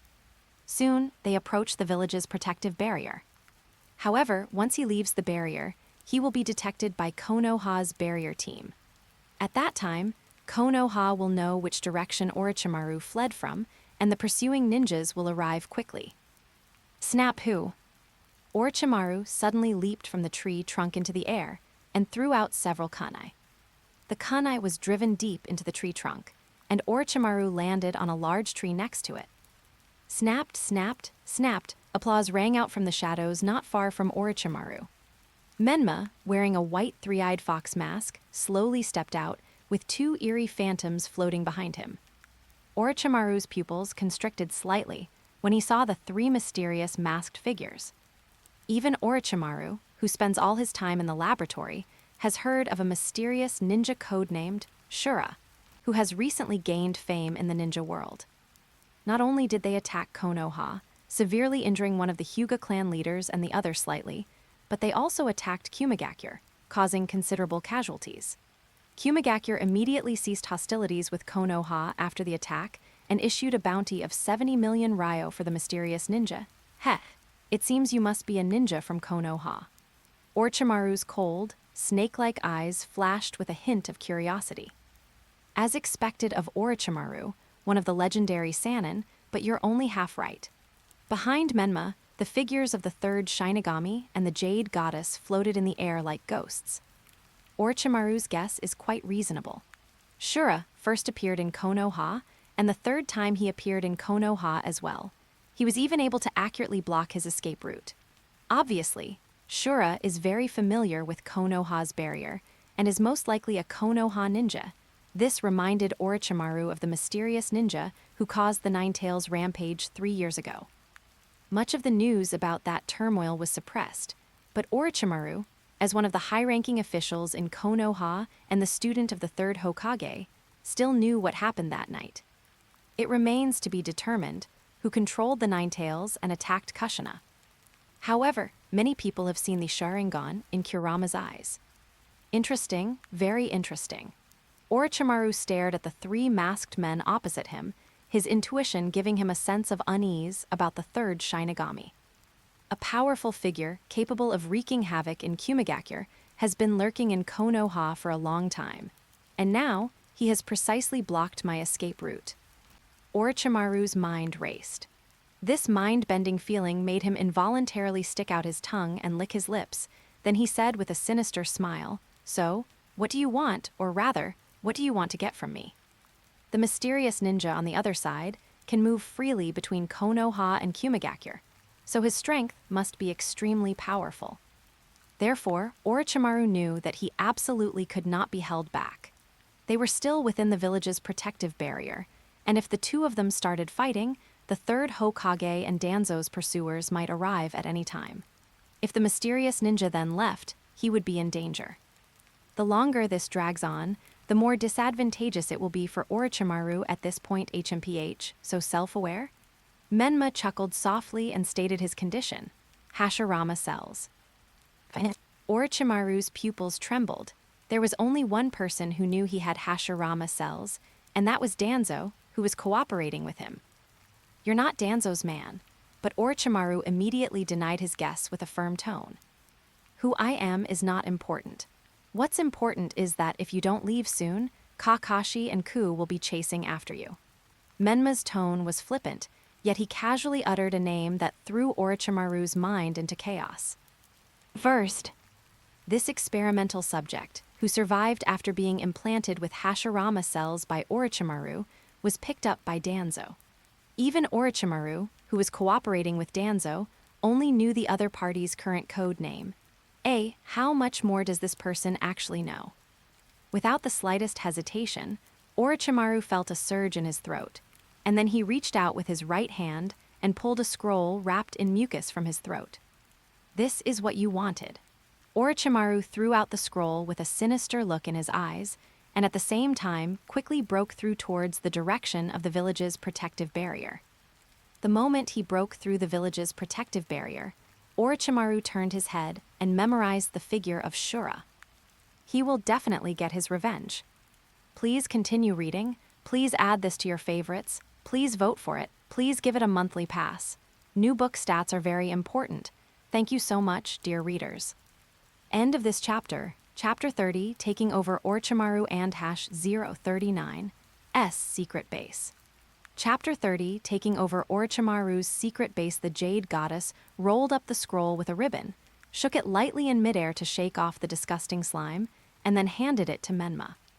Upon receiving the scroll, Menma used chakra to sense it, and found that the storage scroll indeed contained a powerful life force surging like a tide. Although Orochimaru is indeed ruthless in conducting human experiments, he still has credibility as long as the person is of equal strength or there is a possibility of cooperation. After watching Orochimaru disappear into the forest, Menma also left the place with the Third Reaper and the Jade Goddess. If a real fight were to break out, the scythe of the Third Reaper could not only absorb chakra, but also damage souls. It's a perfect counter to Orochimaru, whose soul is incomplete. As Menma landed, a white tiger wearing a mask leaped out of the forest, stopped in front of Menma, and crouched down. It bent down, hoisted the hemp seedlings onto its back, and galloped through the forest. There are actually many secret bases of Orochimaru around Konoha, and Danzo didn't even know about many of them. After Orochimaru escapes this time, these secret bases will be abandoned. Menma wasn't about to let this opportunity slip by. Before long, the white tiger stopped at a hidden entrance located on a cliff. Standing on the cliff platform outside the entrance, you can also see the Naka River and the Naka Shrine 10 kilometers away. That place is the clan land of the Uchiha clan, and also the secret gathering place of the Uchiha clan. The basement of the shrine contains a stone tablet that is said to have been left by the Sage of Six Paths, which was later modified by Zetsu. The scenery at this secret base is quite nice. Menma withdrew his gaze and walked down the deep passageway. The Jade Goddess and the Third Death God floated at the front, clearing away the hidden weapons and traps in the passageway for Menma. This secret base, though small in size, was fully equipped, with unformed experimental subjects still suspended in petri dishes and an independent power system humming. The three summoned beasts, White Tiger, Heavenly Maiden, and Death God, began clearing away the mechanisms and snakes left behind by Orochimaru in the secret base. Menma went to a lounge and found some experimental logs inside. It seems this is not Orochimaru's main experimental site. The experimental log is only a few pages long, but it still gave Menma some understanding of this laboratory. Byako possesses exceptional sensory abilities and has successively discovered 3 of Orochimaru's secret bases, all of which will become Menma's property. Suddenly, a burning pain shot through the ceiling array around his waist. Are they here? Menma put down the experimental log in his hand and quickly formed hand seals. Press your palm heavily against your lower back. Sealed in a cage. A light-colored rune flickered on the skin's surface for a moment before fading into silence. In the forest outside Konoha village, wearing a long robe with red clouds and black background from the Akatsuki organization and a spiral-patterned mask, Abido Uchiha stood on a large tree, his brows slightly furrowed. Abido, something seems to have happened in Konoha. The white Zetsu that was lying in wait reported that Konoha is heavily guarded and has sent out many sensory ninjas to investigate everywhere. Zetsu, the pitcher plant, emerged halfway from the tree trunk, his white face speaking. "Call me Lord Madara outside," Abido said coldly. All right, Lord Abido. White Zetsu still had that incessantly chattering look on his face. Abido was used to these bickering. Ever since he was rescued by Madara Uchiha, he had been kept under house arrest underground. Usually, only White Zetsu could communicate with him, so even if White Zetsu sometimes said something stupid, Abido would just ignore the topic at most. Have any messages come back from the White Zetsu you placed in the orphanage? Abido's Sharingan, hidden beneath his mask, glanced at Zetsu. Come to think of it, we haven't heard from White Zetsu over there for quite a while. Zetsu's body fully emerged from the tree, standing beside Abido, tilting his head and grinning. It seems something has happened in Konoha that we don't know about. Abido once again used Kamui to sense the mark he had left behind. However, he was unable to perceive the mark he had placed on Minato's child. This caused Abido's eyebrows to furrow deeply beneath his mask. He couldn't help but recall the battle 3 years ago.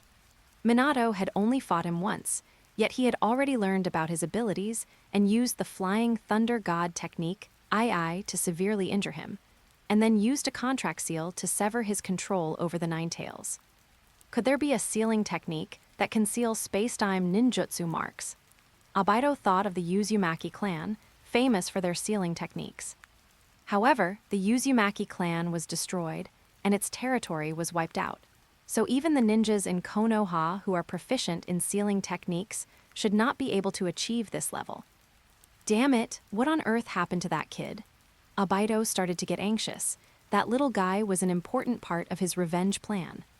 He even wanted to see Minato's 2 sons kill each other 10 years later. Hey, Abido, are you really going to Konoha? Zetsu looked at Abido's gradually fading body and couldn't help but try to dissuade him. Don't worry, the 4th Hokage is dead. A deep and confident voice came from beneath Abido's spiral-patterned mask. No one can threaten me. Deep within the Leaf Village, at the base of its roots, in Danzo's room, a root ninja landed outside the Shoji Gate, his figure silhouetted against the dim light. Lord Danzo, Orochimaru has defected. Danzo, who was lying on the tatami mat covered with a quilt and sleeping, suddenly opened his left eye. Bring A over here, Danzo ordered. Yes, the root ninja accepted the order and quickly disappeared. Danzo lifted the covers and slowly got up. Orochimaru, have you finally come to this? Danzo supported Orochimaru's experiments a lot, but he also knew that using Konoha ninjas for live experiments would cross Hiruzen Sarutobai's bottom line. Therefore, when the number of ninja prisoners in the prison was not enough to satisfy Orochimaru's desires, Danzo ordered his men to kidnap ordinary Konoha ninjas to supply Orochimaru's research. Of course, he was unaware of the truth on the surface. It was all done by his subordinates. Lord Danzo. Soon, a 13-year-old boy wearing a tanuki mask and codenamed Ko arrived before Danzo. Danzo took out a scroll and handed it to Jia. Go to this location, give the scroll to the people there, and then wait for Orochimaru there to help him escape. Although Kagami had mastered the wood-release Kekkei Genkai, his strength was only at the Jonin level. Compared to Orochimaru, a well-established elite Jonin, there was still a significant gap between them. Danzo naturally did not believe that Kagami could defeat Orochimaru. But Orochimaru absolutely cannot be captured by Hiruzen Sarutobai. Otherwise, it might cause trouble if he reveals himself. Since they couldn't bring Orochimaru back, didn't have the ability to kill him, and Danzo needed Orochimaru's technology, they had no choice but to assist Orochimaru's escape. Yes, I took the scroll and vanished in an instant. Just as Akagi left, an ANBU ninja, led by a Burame Ryoma, arrived at the root base. Lord Danzo, the Hokage requests your presence. Understood. Danzo put on his outer robe, concealing the secret of his arm. Please continue reading. Please add this to your favorites. Please vote for it. Please give it a monthly pass. New book stats are very important. Thank you so much, dear readers. End of this chapter. Chapter 30, One Divine Might Cannot Hide Tears. Chapter 30, One Divine Might Cannot Hide Tears. The Hokage building, the Anbu base. With his silver hair and no mask, Kakashi stood silently among the many ANBU ninjas wearing various animal masks, and silently applied a patch to the wound on his forehead. After Orochimaru escaped, he immediately went in pursuit and encountered Orochimaru outside the village's protective barrier. However, Kakashi is still not over the trauma of Rin's death and is somewhat mentally disoriented. His Sharingan is also greatly depleted, which has significantly weakened his fighting power. Therefore, they were no match for Orochimaru and failed to capture him. However, the explosive tags left by the third Hokage also injured Orochimaru. In other words, Kakashi's three-tamo Sharingan was transplanted, so the injured Orochimaru did not intend to take Kakashi's Sharingan and let Kakashi go. After being stared at by those snake-like eyes, Kakashi did not continue the pursuit, but returned to the village. A squeak. The heavy, dark gate slowly opened. When the third Hokage and Danzo walked out one after the other, Kakashi also lowered his hand and put on his white cat mask. Under the moonlight, Hiruzen Sarutobi took 2 steps forward and solemnly addressed the Anbu ninjas below the steps. This emergency summons is to capture Orochimaru, who escaped during the previous operation, as soon as possible. According to intelligence, Orochimaru is injured and must be captured before he leaves the Land of Fire. Listen carefully. The information, knowledge, and technology that Orochimaru possesses are invaluable assets to Konoha. I hope you can bring him back alive. Once he leaves the Land of Fire, it will be a very heavy blow to Konoha. Therefore, we must capture Orochimaru before he leaves the Land of Fire. Everyone, we must search with all our might. Disperse. After the third Hokage, Hiruzen Sarutobi, finished his speech, dozens of elite Anbu ninjas dispersed. Hiruzen Sarutobi turned around and walked into the Anbu building. Someone like you actually failed. Danzo's voice rang out. Hiruzen Sarutobi, who had stopped walking, did not answer. I will fully assist in the capture operation. Danzo added at the end, for Konoha. Hiruzen Sarutobi closed his eyes. Well, thank you for your trouble. After saying that, Hiruzen Sarutobi opened his eyes again and slowly walked into the Anbu building. Danzo remained standing behind him like a vulture, his single eye fixed on the dimly lit Konoha village under the night sky. Outside the village, 20 ANBU ninjas launched attacks in various locations. The Anbu, including Root, has a total of more than 70 elite ninjas. However, it's impossible to mobilize everyone.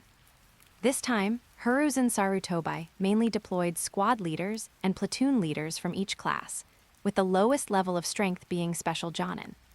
Because he knew very well that his disciple was not someone that an ordinary ninja could deal with. Even the Anbu operated in pairs, carrying signal flares. Once Orochimaru's trail was spotted, they would immediately fire the flares to signal nearby Anbu ninjas for support. Furthermore, the fact that Orochimaru was injured gave us the opportunity to capture him alive. Soon, the 20 ninjas, sensing Orochimaru's escape route from Konoha through the barrier, began tracking him from that direction. Some of them ran through the forest, some searched along the river, and some even dived into the river, trying to find Orochimaru's whereabouts. As Kakashi sped through the forest alone, he seemed lost in thought. He doesn't take me seriously at all. Kakashi recalled his fight with Orochimaru. Even after being injured by the explosive tags, Orochimaru didn't take him seriously and walked past him indifferently. Kakashi, however, was so frightened by those cold, snake-like eyes that he dared not move. He only felt relieved after Orochimaru disappeared. Next time, I definitely will. Kakashi landed, quickly formed hand seals, and then slammed his right hand on the ground. Psychicism. Boom, a cloud of white mist dissipated, revealing 8 ninja dogs led by Puck. Hey, what's up, Kakashi? Puck asked, sitting atop the head of a large, dark brown dog, his face scrunched up with a smirk. I need you to help me track Orochimaru's scent. Kakashi stood up and said to Pakun and the other ninja dogs. Upon hearing this, Parker, who already had a sullen face, frowned even more, and complained in his tone, snakes are hard to find because they don't sweat. Orochimaru is injured and has lost a lot of blood. Kakashi thought of the explosive tag. In that case, we can give it a try. Parker jumped out first. The other 7 ninja dogs also sprang into action. searching the forest for Orochimaru's scent and the smell of blood. Sigrun has taught at the Iceland University of the Arts as a part-time lecturer since, and was dean of the Department of Fine Art from. She held a research position at Reykjavik Art Museum, focusing on the role of women in Icelandic art. She studied fine art at the Icelandic College of Arts and Crafts and at Pratt Institute, New York, and holds BA and MA degrees in art history and philosophy from the University of Iceland. Sigrun lives and works in Iceland. On the outskirts of Konoha village, a spatial vortex slowly twisted on the branch of a large tree, revealing Abido's figure. From here, you can see the Hokage building in Konoha. Oh dear, so many Anbu members have been mobilized. Anyone who didn't know better would think that another mysterious ninja has attacked Konoha. It seems Orochimaru has defected. The pitcher plant's essence also seeped out from the tree trunk, and it said to Abido with a grin, Kakashi seems to be injured too. That guy better not die. Abido glanced at Zetsu. He then asked, has it been investigated thoroughly? The pale white Zetsu to the left of the pitcher plant spread its hands dramatically and said, we lost 4 white Zetsu. The approximate route was from around the route base to the orphanage, and then to the gate of Konoha village. The route, upon hearing that it was this path, Abido immediately began to suspect Danzo. Could it be that Danzo and Orochimaru are conducting some kind of experiment? Did they capture some powerful ninja who then escaped?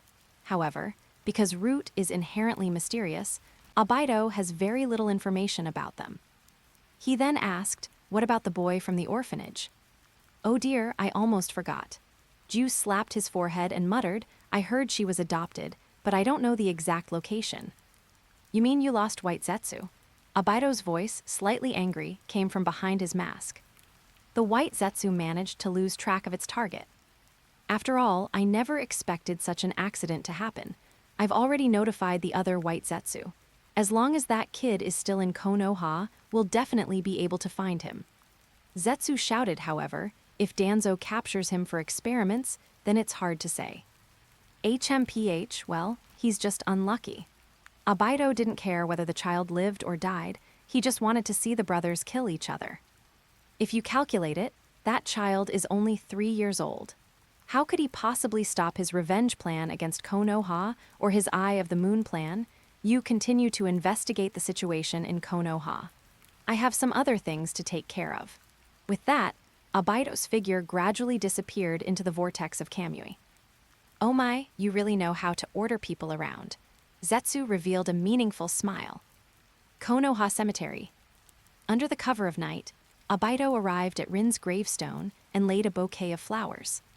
This is a place he visits every time he returns to the village. Looking at the smiling face of the girl in the black and white photo on the tombstone, Abido's Sharingan under the spiral pattern trembled slightly.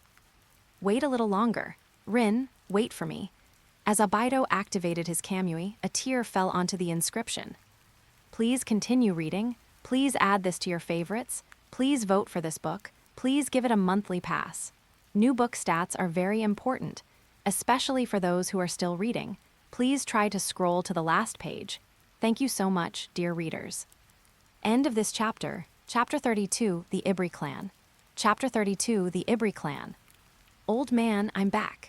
The window of the Hokage's office was pushed open from the outside, and Jirya, reeking of alcohol, staggered in. Hiruzen Sarutobi, who was sitting in the Hokage's seat, processing documents and lost in thought, was startled awake by Jirya's sudden arrival.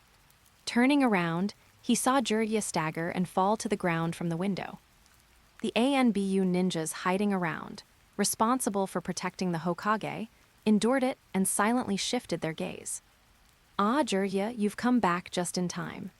Hiruzen Sarutobi spun his chair, picked up his pipe, and after taking 2 puffs, he could smell the alcohol emanating from Jirya. Hiruzen Sarutobi's eyebrows furrowed immediately as he asked, where have you been all this time? In the 51st year of Konoha, after the Third Shinobi World War, Jirya and Tsunade both chose to leave the village for their own reasons, to travel and train. Of the 3 legendary Sannin, only Orochimaru remained in the village, but he was busy with various experiments and even colluded with Danzo. Before Orochimaru's experiments on Konoha ninjas were exposed, he had already lost his qualifications to become the fourth Hokage.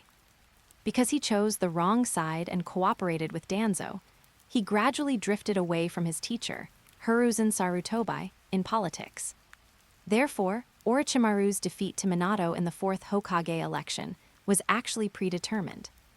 Weren't we doing research in the land of hot springs during this time? Jiraiya scratched the back of his head and got up from the ground. After the war between Konoha and Kumigakure broke out, Jiraiya did not go to the battlefield, but he traveled around the border of the land of fire and the land of hot water.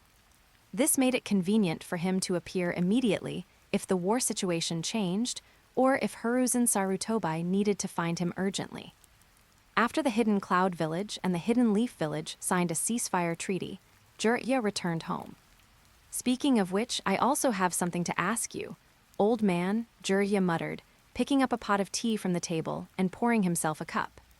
The great Toad Sage prophesied that the ninja world would face an unprecedented catastrophe, and the entire world would be shrouded in darkness. Jiraiya said solemnly after finishing a cup of tea. So you're looking for that prophetic child who can save the ninja world, right? This wasn't the first time Hiruzen Sarutobi had heard Jiraiya mention things like ninja world disaster and prophetic child. I've long been used to it. For someone like him, a mere shadow of a village, the so-called prophecy must have some unknown secrets behind it. The owners of the three holy lands are not human after all. To say that they care about the future of humanity, HMPH, how could that be? No, this situation is much more serious, Jiraiya said, his face slightly flushed as he tried to argue. One moment he's talking about the dark child who will destroy the ninja world, and the next he's saying it's a calamity the ninja world has never seen in 1,000 years.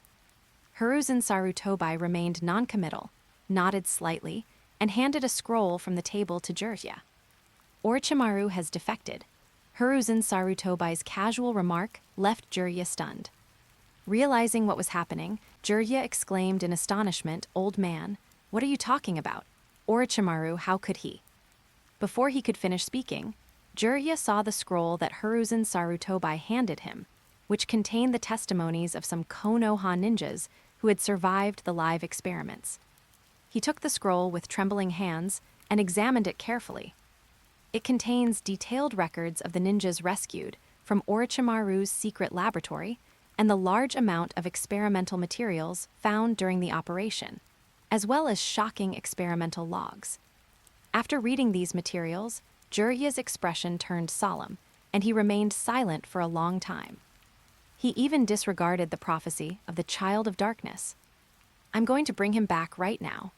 Jiraiya slammed the documents on the table and leaped out of the window menacingly.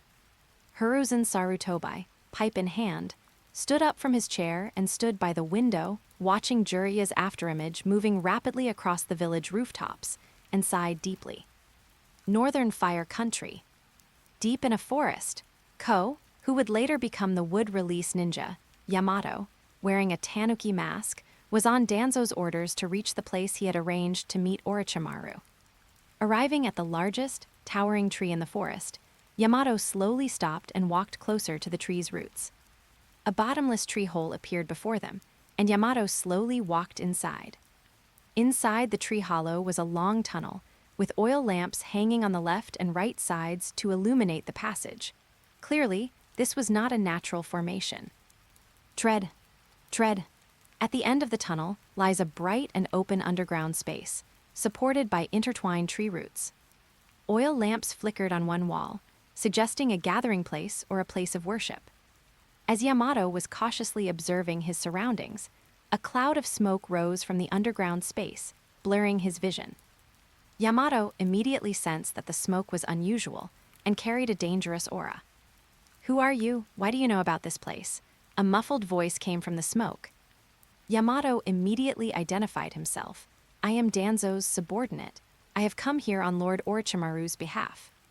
Upon hearing this, a cloud of smoke coalesced into a human shape, gradually drifting to Yamato's side and circling around him.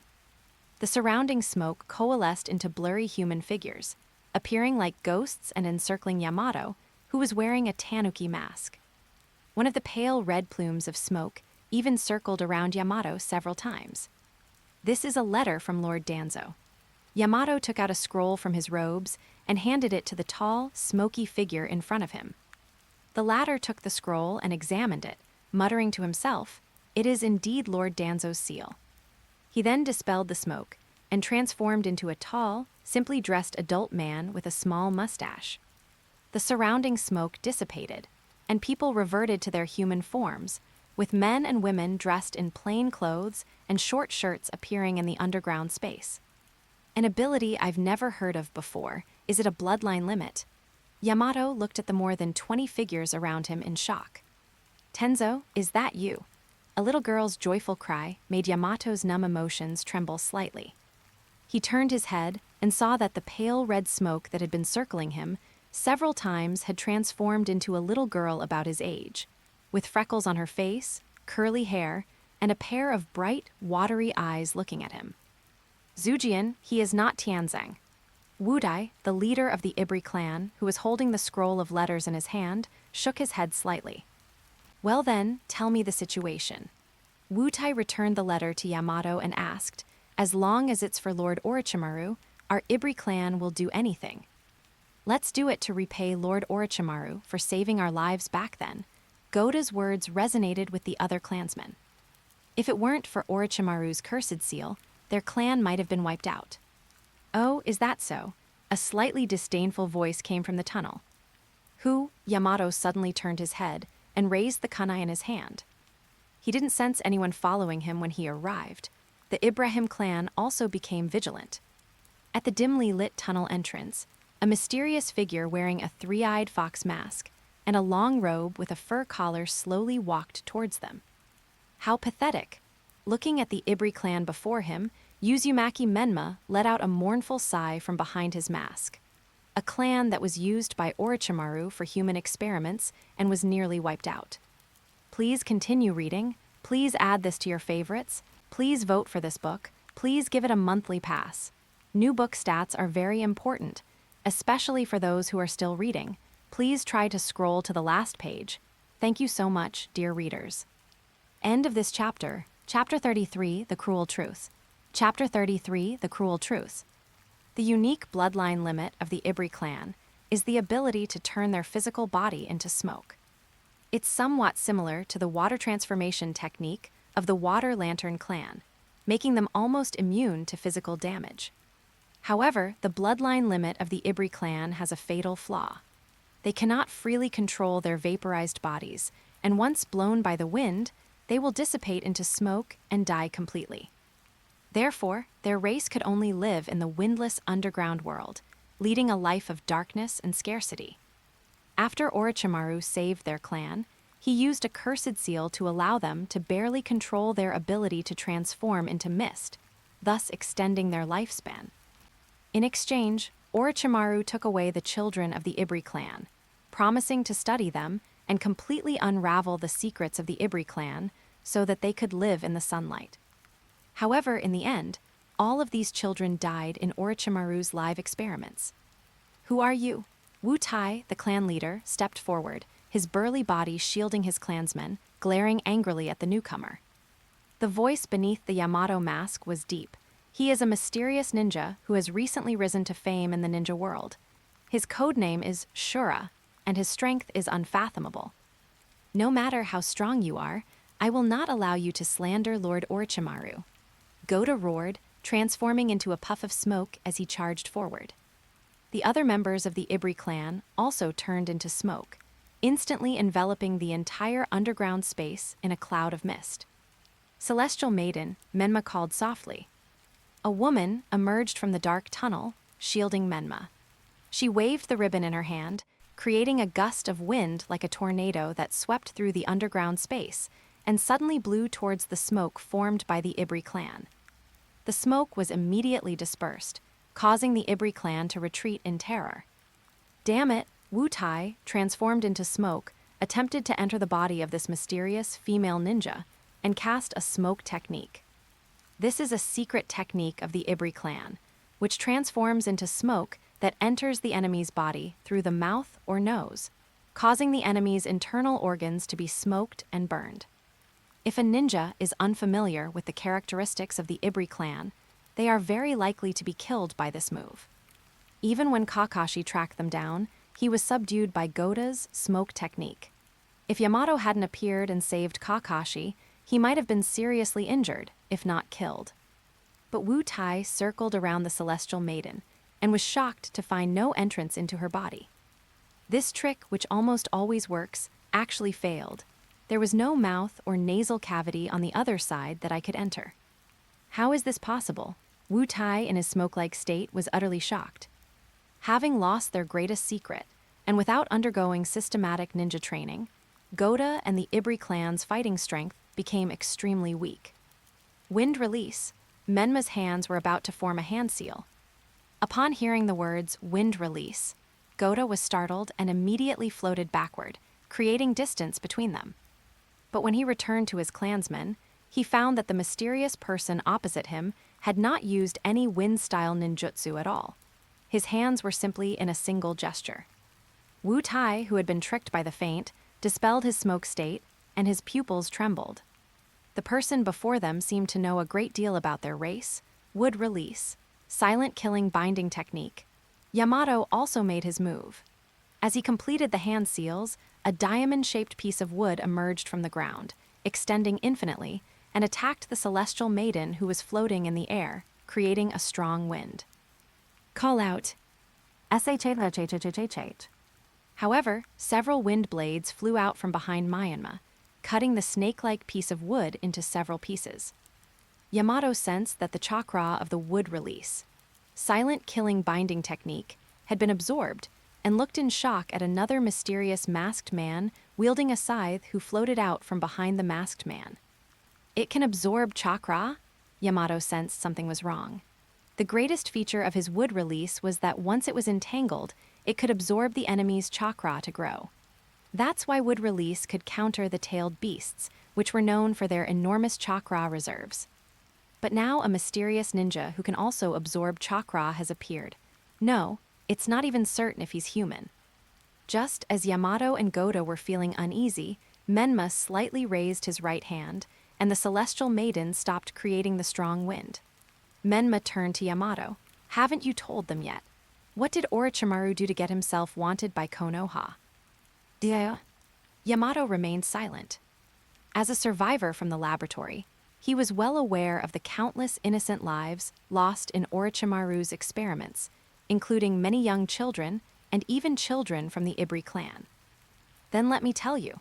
Menma slowly walked forward, with the Jade Goddess and the third Shinigami floating behind him, intimidating the entire scene.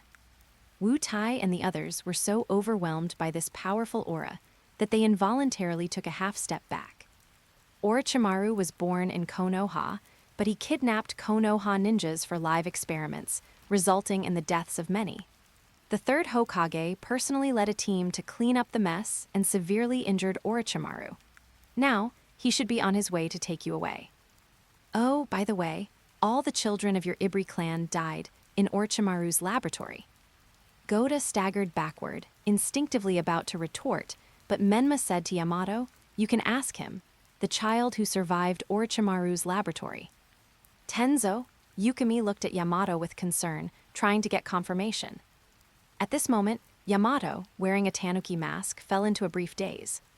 Because he recalled the children in the experimental vessels around him when he was soaking in Orochimaru's, and a girl who looked very similar to Yukimi, smiling at him through the glass. They all eventually disappeared one by one. It seems the experiment failed, and the item was disposed of. Just like I was back then. If Danzo hadn't discovered it, Yamato might have died long ago. Yamato's kind nature makes him want to tell Goda and the others the truth, but the root's teachings make him struggle.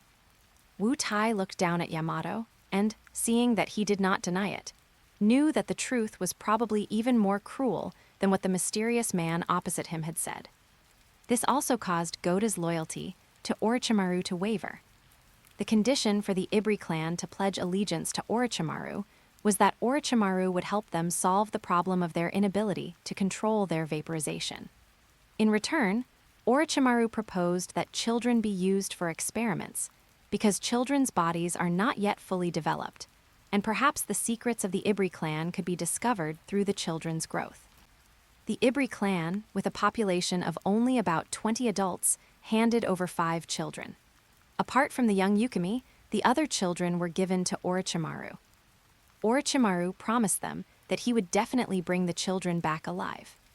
If Orochimaru is truly so ruthless as to slaughter even his own people in Konoha, what do those promises mean? Yukimi's pleading gaze finally shattered Yamato's hesitation. Those children didn't survive. No, it's impossible. Wutai's world collapsed. As the clan leader who agreed to cooperate with Orochimaru and send the children away, Goda couldn't believe such a cruel truth. Among those children he sent away was his son. How about we make a bet? Menma's mischievous side resurfaced. Let's wager the lives of your entire clan.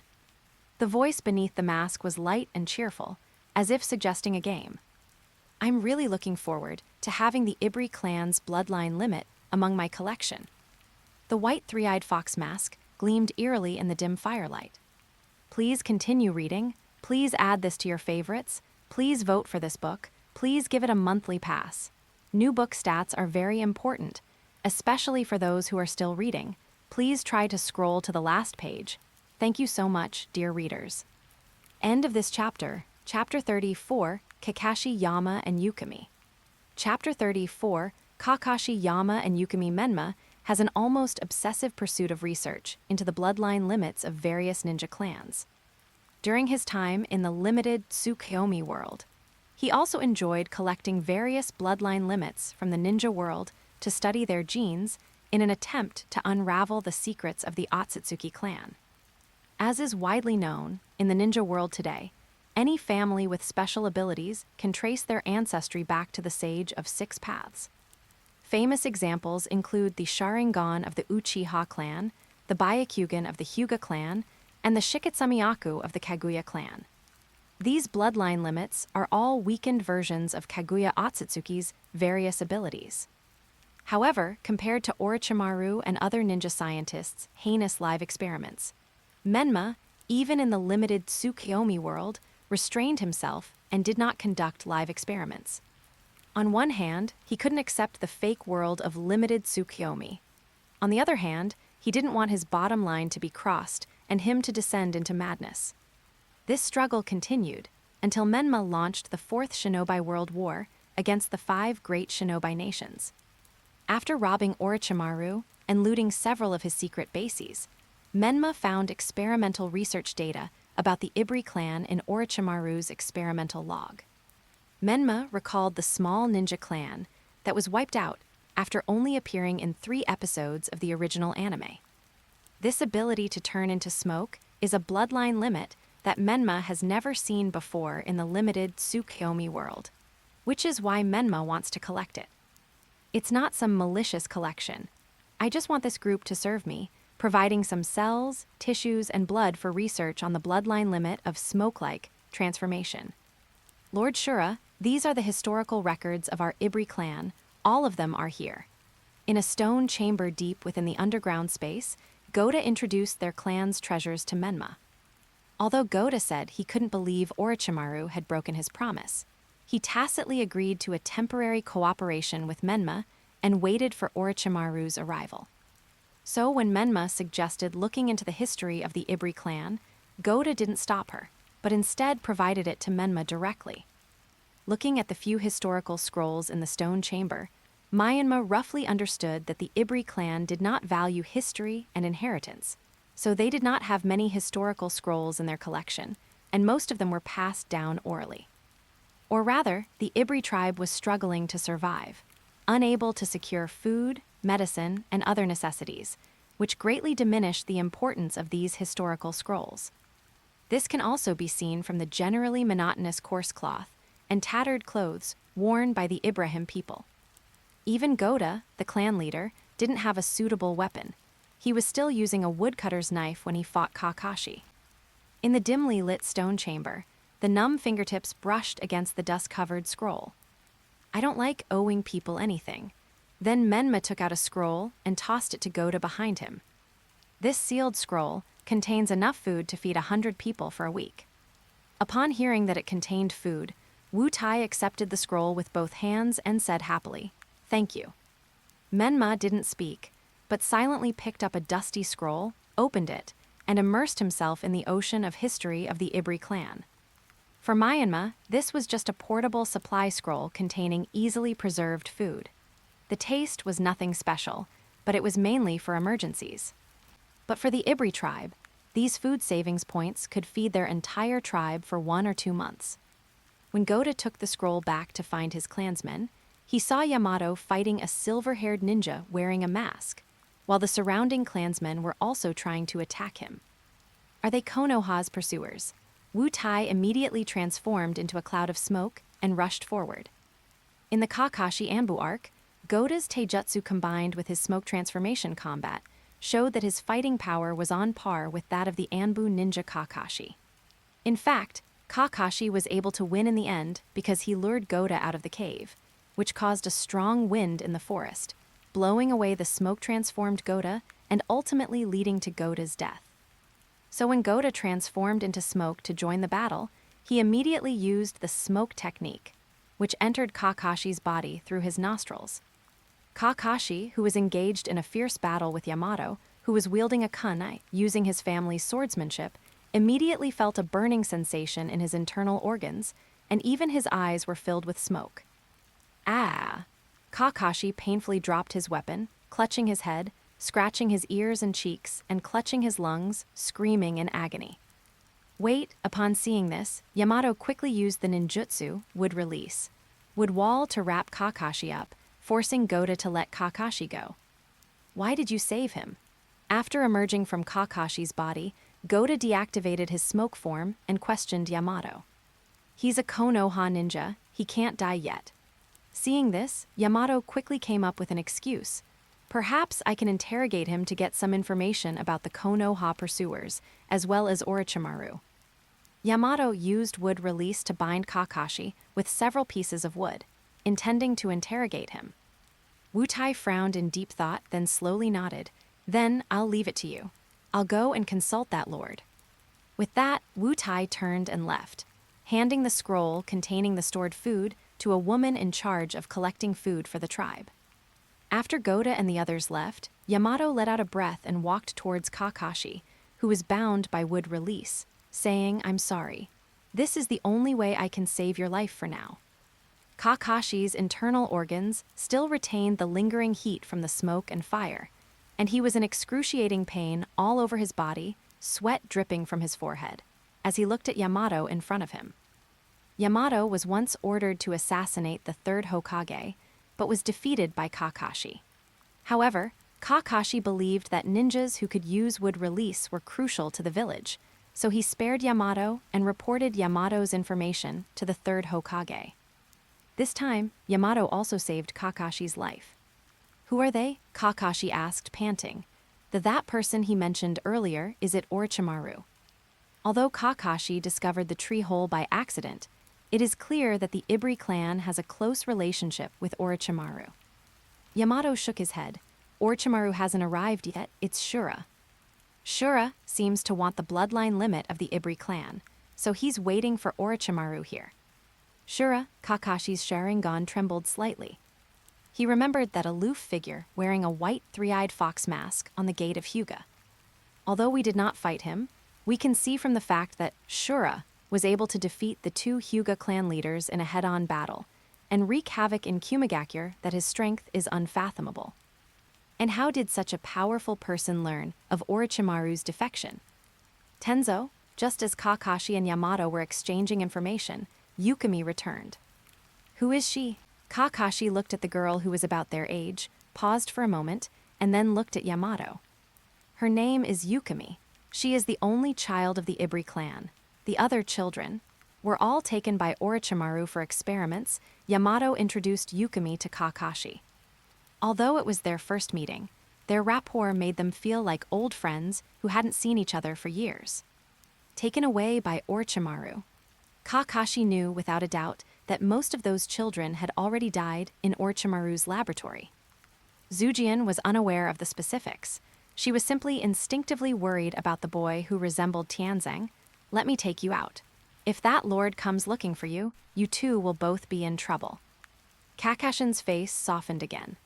This kind girl, who lived deep underground yet maintained a sunny and cheerful personality, reminded him of his fallen comrades. Nohara Lin. End of this chapter. Chapter 35, Fierce Battle with Orochimaru. Chapter 35, Fierce Battle with Orochimaru Lord Shura. Wu Tai arrived at the entrance of the stone chamber and whispered to the inside. A Konoha ninja chased into the cave and was captured by us. Inside the stone chamber, Menma was flipping through the history scrolls of the Ibri clan when he heard this, and he slightly raised his eyes. He had already guessed that Kakashi would come after him. The storyline where Yamato rescues Kakashi, and the two are taken away by Yukimi, will likely continue. Chief Zujian took those two away. Sure enough, a moment later, a member of the clan rushed over to report. What? Upon hearing that Zujian had let the two go, Wu Tai's expression changed drastically, a flash of anger crossing his eyes. He looked nervously at the figure standing in the stone chamber. I'm sorry, Master. It's my fault for not disciplining them properly. It's all right.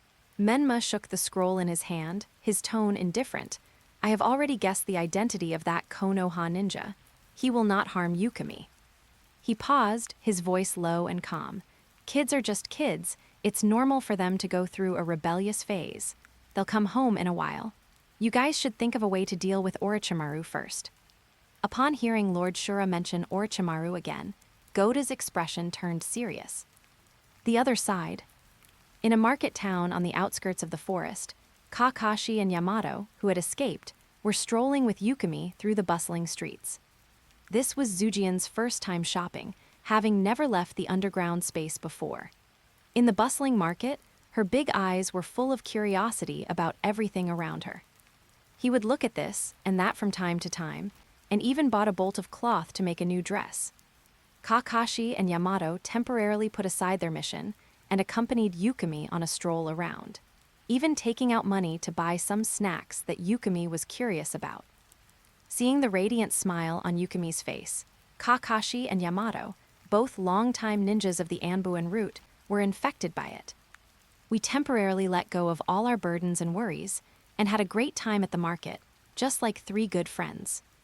Sigrun has taught at the Iceland University of the Arts as a part-time lecturer since, and was dean of the Department of Fine Art from. She held a research position at Reykjavik Art Museum, focusing on the role of women in Icelandic art. She studied fine art at the Icelandic College of Arts and Crafts and at Pratt Institute, New York, and holds BA and MA degrees in art history and philosophy from the University of Iceland. Sigrun lives and works in Iceland. At the same time, clutching his injured abdomen and bleeding profusely, Orochimaru slowly made his way to the tree hollow of the Ibri clan. Lord Orochimaru. A wisp of smoke drifted over, transforming into two Ibri tribesmen who stepped forward with concern to help him up. But Orochimaru suddenly attacked, grabbing one of them and biting down on his neck. Ah, Lord Orochimaru. The captured Ibri tribesman screamed, trying to activate his smoke transformation ability, but was controlled by Orochimaru's cursed seal and unable to use it. Feeling the blood draining from his body, the Ibri tribesman was instantly drained of blood, and his body quickly withered.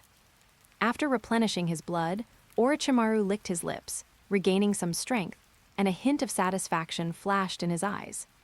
He stretched his neck, then opened his gaping maw and bit another terrified Ibrahim. Call out. Just as the man was about to be bitten, a gust of wind blade struck, forcing Orochimaru to release his grip and retreat. Who goes there? Orochimaru looked up, his golden snake eyes surging with ferocity. In the dim light deep within the cave, the third Reaper emerged like a ghost, his scythe gleaming coldly. Shura, Orochimaru's snake-like eyes filled with deep apprehension. At the same time, the mystery surrounding Shura is even more unfathomable. How did he know about the Ibri clan? How did you manage to find us before I did? What exactly is his purpose? Countless questions popped into Orochimaru's mind. Lord Orochimaru, you, A cloud of smoke gathered, and Goda looked at his clansmen who had been drained of their blood. Even though he was prepared, he could not hide his shock and anger. "It's you, Orochimaru." Orochimaru said in a hoarse voice, "Are you going to betray me?" The other members of the Ibri clan also released their fog-like forms and stood behind Goda. The worship on their faces when they looked at Orochimaru was gone, replaced by deep hatred. Orochimaru deceived their entire clan. He caused the deaths of so many children. And now he wants to exterminate them all? What about those children? Goda gritted his teeth, his voice trembling. He desperately wanted those children to be alive, even if Orochimaru was lying to him. "Hahaha, it seems you already know." But unfortunately, the sneer that came from Orochimaru's mouth completely shattered Goda's last glimmer of hope. "Shura, come out." Orochimaru raised his snake eyes, his gaze sinister, and looked into the deep underground space. A series of Konoha ninjas flashed through his mind, including ANBU and Root ninjas, and even special Jonin from various clans. However, when the 41-year-old Orochimaru looked back on the first half of his life in Konoha, he couldn't find any Konoha ninja similar to Shura. Tread. Footsteps came from ahead. The Ibrahim clan members respectfully retreated to either side. "It seems I won." Menma walked to Goda's side, her tone light and cheerful. But with an undeniable air of authority, he said, "Remember, your entire clan is now my private property." "Yes, Lord Shura." Wu Tai knew very well that with the strength of their clan, they were simply unable to remain neutral in this war, and had to side with one side. Orochimaru had completely severed ties with them, and the Ibri clan had no other choice but to survive. The only option is to submit to this great man. Looking at the Shura opposite him, Orochimaru laughed in extreme anger. First, Shura robbed Hashirama's cells, and now Shura has taken away the Ibri clan. They were repeatedly tricked by Shura as one of the three ninjas. How could he tolerate such mockery? 10,000 snake formation. Orochimaru, enduring the pain in his abdomen, prostrated himself on the ground and spat out a large number of venomous snakes from his mouth. Hundreds of venomous snakes, each as thick as an arm, extended a sharp sword from their mouths and surged towards Menma and the Ibri clan like a tidal wave. At the same time, Orochimaru activated the Cursed Seal to control the Ibri clan in order to prevent them from entering the smoke-like state. What? Screams filled the cave. The Ibri clan clutched the cursed mark on the back of their necks and howled in pain, and even Wutai lost his fighting ability. "Death God, Celestial Maiden, watch over them," Menma calmly ordered. The Ibri clan is now Menma's private property, and he doesn't want Orochimaru to kill a few of his people. The Third Reaper and the Jade Maiden wielded their scythes and ribbons, annihilating the surrounding venomous snakes. These are just ordinary venomous snakes, which the two elite Jonin-level nine-faced beasts can easily handle. Menma had already moved forward, conjuring a jet-black spiral wheel in his hand, and the violent chakra instantly tore a vacuum in the snake tide. Orochimaru watched the opponent's ninjutsu and felt the violent chakra, and his heart pounded. Hidden Shadow Serpent Hands. Orochimaru's right hand transformed into more than a dozen snakes, which spread rapidly like vines, attempting to bind the enemy opposite him. At the same time, he opened his blood-red maw, revealing sharp fangs. Spiral Wheel. Menma raised the spiral wheel in his hand. Extremely compressed dark chakra, along with the outer ring of wind-style chakra, was like a wind-style Raisen shuriken with a huge killing range, cutting the surging snakes into countless pieces of flesh. As the opponent suddenly closed in, about to strike him with that enormous, dark ball, Orochimaru's pupils constricted, and he quickly formed hand seals. Psychicism. Boom, smoke rose from beneath Orochimaru's feet. A large, purple snake with horns burst forth from the smoke. But he was hit squarely by the spiral wheel as soon as he appeared. Roar, Orochimaru, you bastard. Manda let out a shrill roar, his body stubbornly withstanding the spiral wheel fist. I want 100 sacrifices, Wanch threatened venomously, flicking his tongue. As the smoke cleared, it was revealed that a section of the monstrous body had been blasted to pieces, with many of its tough scales blown off. End of this chapter, Chapter 36, Flying Thunder God Technique, Stage 2. Chapter 36, Flying Thunder God Technique, Second Stage. In the dim underground space, the smoke from the psychic ritual gradually dissipated. Orochimaru stood atop Manda's head, his vertical golden snake eyes gleaming coldly as he looked at the Shura, who had calmly retreated and created distance after his successful attack, his eyes churning with complex emotions. It was a mixture of the humiliation of being mocked, the fear of unknown forces, and the rage of having one's bottom line crossed. "Don't even mention 100, even 1,000, I'll get them for you." Orochimaru's hoarse voice was filled with deep killing intent. Orochimaru, having been tricked twice by Shura, was utterly enraged. "HMPH, you said it yourself." Wanch roared, its massive body crushing through the rock wall, sending rubble raining down, and its tail launched an attack on Menma opposite it. Menma looked up at the giant snake that almost touched the cave's ceiling, his brows furrowing slightly. With such a huge size, is it trying to collapse the cave? Menma muttered to himself, knowing he needed to finish this quickly. Orochimaru can escape to Ryucha Cave using the reverse summoning technique if he can't win. If Manda were to collapse the cave and bury the Ibri clan, Menma would be heartbroken. After all, he had already taken this race that could turn into smoke as his private property. Then, let's use this move. Menma took out several specially made kunai with his left hand, while his right hand began to condense small spiral wheel. Unlike the spiral wheel, which is the size of the wind release, Reisen Shuriken, this small spiral wheel is only the size of a fist, but the extremely compressed dark attribute chakra inside and the ring of wind release chakra surrounding it have an energy density that is terrifyingly high. This is an enhanced version of the spiral wheel technique developed by Menma in the Limited Tsukuyomi world. Spiral wheel is like the original Rasengan. By compressing it to the extreme, it forms an enhanced version called small spiral wheel.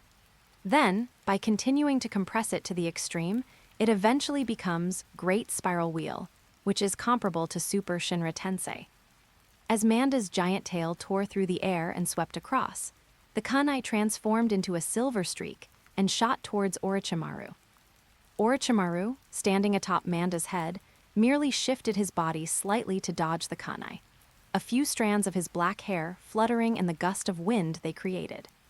At the same time, he began to form hand seals, preparing to unleash a ninjutsu attack. Even if we can't kill Shura, we must completely destroy this cave. We must make the Ibri clan who betrayed him pay a bloody price. However, just as Orochimaru was forming hand seals, Manda's tail swept across the ground, and Shura's figure disappeared. An invisible killing intent came from behind Orochimaru. What? Years of life and death experience had honed his fighting instincts, causing his muscles to tense up. But it was too late. Boom, the small spiral wheel slammed into Orochimaru's waist, and the compressed dark energy exploded at his waist. The dark attribute chakra and wind-style chakra tore most of Orochimaru's already injured waist, causing him excruciating pain as if he were being torn apart by a wild beast. Menma suddenly appeared behind Orochimaru, wielding a specially made kunai in his left hand and using a small spiral wheel in his right to knock down Orochimaru and Manda together. Rumbling. The monstrous snakes let out painful hisses as their massive heads were slammed into the ground by the shockwave, creating a deep crater that cracked like a spider web. Orochimaru's summoning jutsu was dispelled. Cough, after Manda disappeared, Orochimaru was smashed into a deep pit. But then, the body, which had been nearly broken in two, suddenly began to dissolve. A pale arm emerged from Orochimaru's mouth and quickly broke free of it, revealing another Orochimaru. When the newly molted body broke free, the slimy fingers brushed aside the wet hair, revealing a pair of snake eyes burning with curiosity and murderous intent. Orochimaru's substitution technique is one of Orochimaru's signature ninjutsu. Why do you know the Flying Thunder God technique? Orochimaru's voice trembled with excitement, and his tongue unconsciously licked his lips. He recalled all the ninjas of Konoha over and over again, from the deceased second Hokage Taburama Senju to the fourth Hokage Minato Namikaze, and then to Minato Namikaze's guards. However, there was no ninja who could match the person in front of them. It was as if the Asura had appeared out of nowhere. If Orochimaru hadn't used his battle instincts to prepare the Orochimaru substitution technique in advance, that terrifying ninjutsu would probably have broken his kidney. Flying Thunder God technique, and that ninjutsu that looks just like the Rasengan. Orochimaru's nose twitched slightly as he wiped the blood from the corner of his mouth. He suddenly thought of the fourth Hokage, Minato Namikaze, who had died in the Nine-Tails night 3 years ago. Could it be Minato Namikaze? No, impossible. I saw Minato and Kushina's bodies being buried with my own eyes. Orochimaru's forehead was beaded with sweat. During the Nine-Tails attack, Orochimaru was still a high-ranking official in Konoha, and he attended the burial ceremony of the fourth Hokage and his wife afterward. Based on his years of research on the human body, there is absolutely no mistake about the bodies of Minato and Kushina. What's more, he later took some of Minato Namikaze's cell tissue. All the clues Orochimaru knew could not explain the origin of the person before him. But Orochimaru was certain of at least one thing. The opponent was definitely a Konoha ninja in the underground space. The Grim Reaper and the Maiden had already sent the Ibri clan away, leaving only Menma and Orochimaru on the field. Is that not enough? Menma's footsteps echoed in the silent cave. In the dim light, Shura slowly walked towards Orochimaru from the dissipating smoke, and with each step, the invisible pressure grew stronger. Even Orochimaru, one of the legendary Sannin, felt a sense of oppression coming towards him. This crisis reminded him of his battle against Hanzo of the Salamander during the Second Shinobi World War. Meanwhile, Menma was also pondering how to get Orochimaru to serve him. Orochimaru's research capabilities are undoubtedly the strongest in the entire ninja world. But Orochimaru also has his own pride and is not easily subservient to others. Even Nagato, who possessed the Rinnegan, was coveted by Orochimaru. Orochimaru also had all sorts of ulterior motives when facing Itachi Uchiha's Sharingan. Getting Orochimaru to submit is no easy feat. With Menma's current strength, he can't completely control Orochimaru unless he obtains Shisui's Mangekyo Sharingan. But Menma strolled leisurely around Orochimaru. Orochimaru, clutching his wound in the deep pit, stared intently at Shura with eyes full of resentment, like a venomous snake. I advise you to use the reanimation jutsu less often, Menma said slowly in a deep voice. Orochimaru was initially shocked when asked how Shura knew the secret of reanimation jutsu, and then a strange twitch appeared on his pale face. No, you couldn't possibly know. The reincarnation of the corpse. Laughter squeezed out from deep in his throat, and Orochimaru's fingers, which were covering half of his face, convulsed with excitement. The reanimation jutsu, a forbidden technique developed by Orochimaru but never used, is the ultimate secret behind Orochimaru's pursuit of immortality. Orochimaru was confident that he had not revealed this technique to anyone. Interesting, so interesting. Orochimaru clutched his injured abdomen with one hand and covered half of his face with the other, his left eye, visible through his fingers, filled with madness. He attacked Konoha and Kumigakure, claimed to be Danzo, possessed a ninjutsu extremely similar to the Rasengan, and also knew the Flying Thunder God technique. He could precisely intercept my escape route, knew about the Hashirama cells I possessed, and also knew about the reanimation jutsu that I had never used. I understand. Suddenly, the laughter stopped abruptly, Orochimaru lowered his hand, and his expression became unusually clear. You are a Konoha ninja, but you are not a Konoha ninja of this era. Orochimaru slowly straightened up, looked at the mysterious masked man in front of him, and was overjoyed as if he had discovered a new continent. He shouted, "You're from the future, right, Shura?" Menma, Please continue reading. Please add this to your favorites. Please vote for this book. Please give it a monthly pass. New book stats are very important, especially for those who are still reading. Please try to scroll to the last page. Thank you so much, dear readers. End of this chapter. Chapter 37, Deceiving Orochimaru. Chapter 37, Deceiving Orochimaru. At this moment, the vortex-faced person standing outside the pit had a face under the mask that looked like a senior citizen's cell phone on the subway. He just wanted to fool Orochimaru. But Orochimaru, based on his own understanding, actually deduced that Shura came from the future. This made Menma realize that Orochimaru had not yet performed the reanimation jutsu. Menma vaguely remembered that Orochimaru had performed the reanimation jutsu at least 5 times, and at least twice during his appearance in the Chunin exams. The woman's body was highly compatible with Orochimaru's soul, allowing Orochimaru to unleash his full power. So much so that even after his hands were sealed by Hiruzen Sarutobi, Orochimaru was somewhat reluctant to part with that body. It was I who was a bit presumptuous. After sorting through her memories, Menma decided to continue with Orochimaru's hypothesis and let Orochimaru fill in the blanks himself. "Oh, then tell me, why don't I kill you?" Menma asked with great interest. Orochimaru felt he had uncovered the other's secret. His pupils contracted slightly, but a sinister smile curled at the corner of his mouth. He slowly straightened up, though the surging blood in his chest made his breathing slightly disordered. He let out a soft groan, his voice like the hiss of a venomous snake. "If you know about the corpse reincarnation technique, then you must also know about my contract with Rucha Cave and my cursed seal technique. You must know that it's very difficult to kill me using ordinary methods." Continue. Menma continued walking. Cough, cough. Orochimaru coughed twice, feeling his life force rapidly draining away due to his injuries. "You are familiar with my abilities and even more aware of my research, so my research direction must have what you need. Or rather, there must be a certain research that will bear fruit in the future." Orochimaru thought of his research, which might touch upon the ultimate secret of immortality, and became even more fanatical. "Tusk," a soft tusk came from under the mask of the face numb. "You guessed some things right, but you also guessed some wrong." Menma stopped and looked at Orochimaru in the pit, "but it's already quite remarkable that you could guess this." "Then let's cooperate." Orochimaru licked the blood from the corner of his mouth, his tone growing increasingly fervent.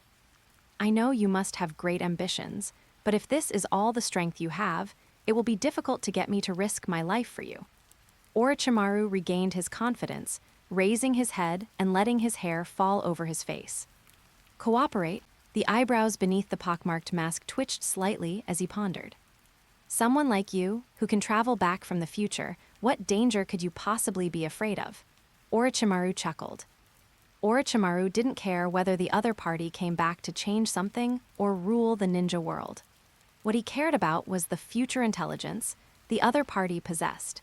If he could obtain it, his research direction would be more precise, and his research speed would be much faster. "Whatever you want from me, or whatever you want me to research, I can give it to you, provided it's an equal exchange." Orochimaru knew his advantage lay in his research on forbidden techniques, so he believed he had the upper hand in this negotiation.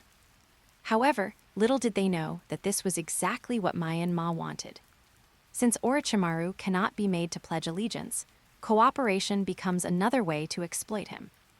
However, we must not let Orochimaru think that we have the upper hand. "HMPH, do you think you have the upper hand in this deal?" Menma's flippant tone drifted into Orochimaru's ears. "Although the reanimation jutsu can keep you young, your strength will be forever limited, and in some areas, you will be greatly weakened." Upon hearing the other party's description of the weaknesses of the reanimation jutsu, Orochimaru's pupils suddenly contracted, and his expression became serious. Although the reanimation jutsu has not yet been performed, there are indeed potential flaws in this technique, and quite a few at that. Orochimaru has identified 2 so far. One requirement is that the target's body must be perfectly aligned with one's own soul. The other is that once it is used, it may not be possible to use it again for several years. So, is it related to the soul? Orochimaru guessed the most serious flaw of this technique based solely on the description of Shura. "You're very clever, Orochimaru." Menma didn't deny it. What good would it do to tell him? Does that mean we shouldn't perform the reincarnation of a corpse, Orochimaru's current injuries, and his body being over 40 years old mean he'll be declining in a few years? Without finding a younger body to replace him, he'll only get older and older. For Orochimaru, who pursues immortality, watching his body grow older and older is the greatest pain. Then you must know the solution. Orochimaru paused as soon as he said this, because he realized that he had already lost the battle in this deal. He felt like he was being tricked by the other party for the third time, but this time Orochimaru wasn't so angry. Instead, he laughed. You've taken Hashirama's cells, but you might not be able to research would release on your own. Why don't you let me research it for you? Orochimaru proposed a cooperative model, just like how I cooperated with Danzo. Orochimaru emphasized his words when mentioning Danzo. Not enough, Menma said softly. Orochimaru frowned slightly. Then what do you want, or rather, what price do I need to pay? The other party possesses future intelligence, especially information about his research, which Orochimaru finds incredibly enticing. However, he is no match for the other party and can only obtain future intelligence from them through a transaction. The value of the goods being traded is determined by the other party. Orochimaru disliked the feeling of being at a disadvantage. However, Shura said something that made Orochimaru extremely nervous. You are worthless to me now. Whether it's cloning technology, gene modification technology, Sharingan transplantation technology, cell transplantation technology, or other technologies, Orochimaru has not yet fully mastered them. For example, Shin Uchiha and those clones were probably collected and researched by Orochimaru after he defected from Akatsuki and established the Sound Village in the land of rice fields. The most important interstitial cells have already been obtained by Menma. Orochimaru froze on the spot, his pupils dilating slightly as he recalled the Hashirama cells that had been stolen by Shura. Tusk, it seems I really shouldn't have given you Hashirama's cells so easily back then. Orochimaru's eyes were sinister, and he couldn't help but feel a little regretful. Now, Orochimaru is completely at a disadvantage in this collaboration. What happened here? Just as Menma and Orochimaru were having a friendly exchange and discussing cooperation, Yukimi slowly walked in, looking at the huge crater that had been smashed into the ground and trembling. Yukimi, Kakashi, and Yamato followed Yukimi's trail and arrived at the cave of the Ibri clan. Upon seeing the mysterious masked man and Orochimaru in the crater, Kakashi tensed up and drew a kunai. Orochimaru. Yamato recognized Orochimaru and stood protectively in front of Yukimi. As for the task Danzo assigned him, he had already forgotten about it. Tusk, Kakashi, and armor. Orochimaru emerged from the pit, his eyes revealing increasing satisfaction as he looked at Yamato. This is his work. Unfortunately, Danzo got the better deal. Please continue reading. Please add this to your favorites. Please vote for this book. Please give it a monthly pass. New book stats are very important, especially for those who are still reading. Please try to scroll to the last page. Thank you so much, dear readers.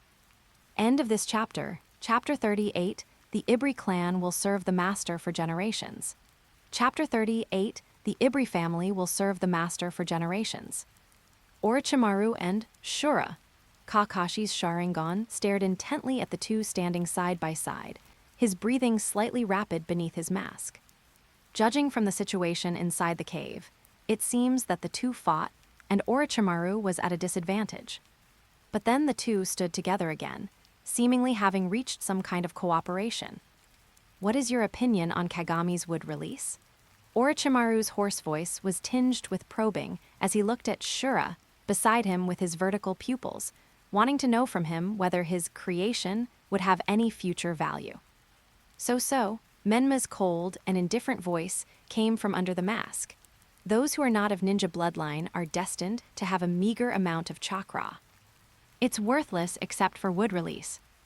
Yamato's strongest ability is wood release, but because he is just an ordinary civilian ninja, he has neither the vast chakra of the Uzumaki clan nor the powerful physique of the Senju clan, which means his total chakra growth is limited.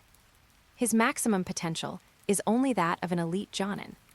Seeing that Shura had no interest in the still young Jia, Orochimaru's tongue brushed across the corner of his lips.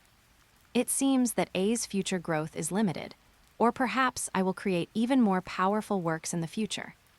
I'll leave this place to you. I need to leave the land of fire first. Orochimaru turned and walked towards an exit. I will continue to study the bloodline limit of the Ibri clan. You should know where I am staying, right? Orochimaru said, turning his head to give a meaningful glance. He's already taken such a proactive step. Shouldn't the other party show some sincerity in return? No need to see me out. Menma's reply was brief and sharp. Humph.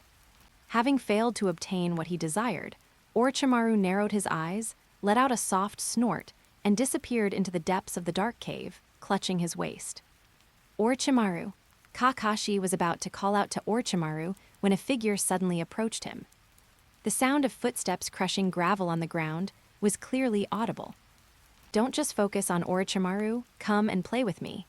Menma's tone was flippant, wanting to test Kakashi's current strength. Boom, the dull thud of an arm being struck by a thigh echoed through the rock wall. Although Kakashi blocked the sudden kick, he was still sent flying several meters by the force. Kakashi, after today's exchange, Yamato and Kakashi have become much closer. Seeing Kakashi, who is also a Konoha ninja, being kicked away, Yamato immediately swung his kana at Menma.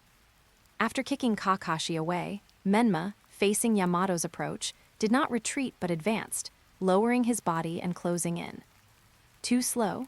With a cold laugh, Menma blocked Yamato's slashing hand with his left hand and grabbed it back, while at the same time, he clenched his right fist and swung it like a torrential rain towards Yamato's chest. Yamato was beat until he coughed up blood, and the kunai in his hand fell to the ground. Chinese letter, Chinese letter, Chinese letter. A roar like lightning and thunder came from behind. Menma hooked Yamato's leg with his right foot, and as he released Yamato, he punched Yamato, sending him flying. Yamato's body flew through the air toward Kakashi, who was attacking. Seeing Yamato being sent flying, Kakashi's Sharingan jolted, and a painful memory surged into his mind. Kakashi forcibly dispersed the lightning blade chakra in his hand and caught Yamato's body. Kakashi, holding Yamato, had his three-tamo Sharingan trembling violently. The scene of Nohara Rin dying at his hands tormented him like a nightmare. Puff Yamato spat out a mouthful of blood, feeling his chest heaving as if he were being crushed by a 1,000-pound boulder. Tusk, is this not enough? Menma had already come to Yukimi's side, gently placing his palm on the girl's trembling head. The physical techniques I just saw were developed by Menma, who combined traditional martial arts from his previous life with the gentle fist he learned from his older sister Hinata. He combined gentle fist with short-range power to create a set of self-use techniques, characterized by his ability to generate short-range power, varied moves, and the ability to strike pressure points with swift, decisive blows.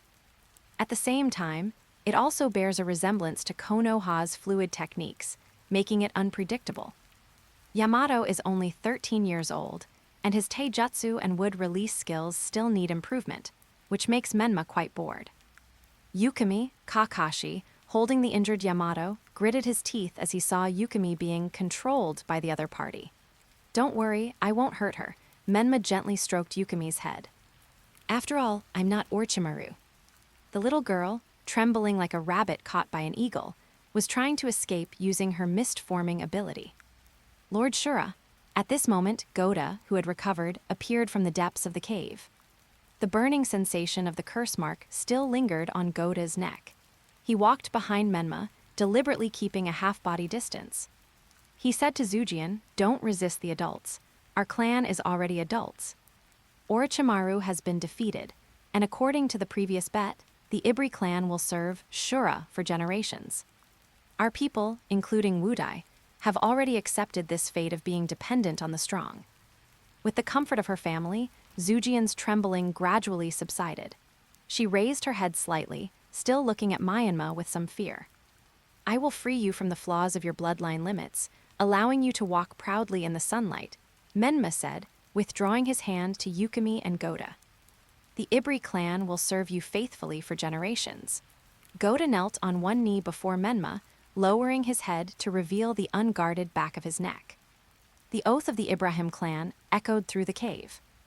Menma nodded in satisfaction, his mood quite pleasant beneath the mask. If the drawbacks of the Ibri clan's smoke transformation bloodline limit can be resolved, It might be comparable to the Hazuki clan's water transformation technique. Wu Tai's combat power has reached the level of a Jonin. If he can overcome his weaknesses, become unaffected by the wind, and learn some ninjutsu, he should be able to grow into an elite Jonin. As Menma turned and walked deeper into the cave, he glanced at Kakashi and Yamato not far away. Having obtained the Hashirama cells, Yamato is now of no value to him, and he has no way to brainwash Yamato. Kakashi, of course, was to be saved to deal with Abido. As Shura glanced at them both with disdain before turning and leaving, Kakashi's nails dug into his palms. Last time he was ignored by Orochimaru, and this time he's being ignored by Shura. This sense of humiliation burned hotter than the blood that Yamato coughed up on his shoulder. Kakashi couldn't help but doubt his own strength. Zujian, let's go. Seeing that Lord Shura had no intention of dealing with the two Konoha ninjas, Wu Tai wisely followed behind and called out to Zujian. After hesitating for a moment, Zujian ran to Kakashi and Yamato's side after Wu Tai and Lord Shura disappeared into the dark depths of the cave. Tianzeng, are you all right? Zujian asked the two people of similar age with concern, her voice as soft as melting snow. Cough, Yamato coughed up a little blood and said he is so strong. Then he fainted. I need to get him to treatment as soon as possible. Kakashi hoisted Yamato onto his shoulder. As the only wood-release ninja left in Konoha, Yamato's life no longer belongs to him. Compared to information about Shura, Kakashi was more concerned about Yamato's life or death. You should leave now and never come back, Zujian said through gritted teeth, bidding farewell in a soft voice.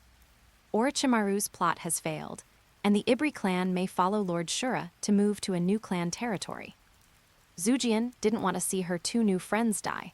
Far too many of her companions had already died. Kakashi nodded, carrying the unconscious Yamato, and leaped onto the rock wall to the exit. He looked back, and the last thing he saw was the girl turning into smoke and disappearing. Farewell, Kakashi murmured. End of this chapter, Chapter 39, First Encounter with Naruto. Chapter 39, First Encounter with Naruto. Deep within the caverns of the Ibri tribe, a ray of sunlight slanted in from a tree hole overhead, bringing life to the lush saplings inside. Wu Tai, along with Zhu Jian and 25 members of the Yibulai clan, had already packed their bags and were preparing to move. This is the resting place of our clan. Wu Tai squatted down, his fingertips gently stroking a tender green sapling, his voice deep. Our clan's bloodline limit is extremely unstable. They will vanish before the age of 25, leaving no corpse behind. Therefore, every time a member of our clan dies, we plant a sapling here. Menma stood quietly behind him, and as far as his eyes could see, this underground space had grown into a dense grove of trees. Looking at all the newly planted saplings, Zujian slowly accepted the fact that Tianzeng and the children had passed away. After paying respects to the deceased members of the tribe, Wu Tai led his people to move to a new home. This passage leads to another underground cave, a backup base that our clan has been digging for a long time, Wu Tai explained as they walked through the deep passage.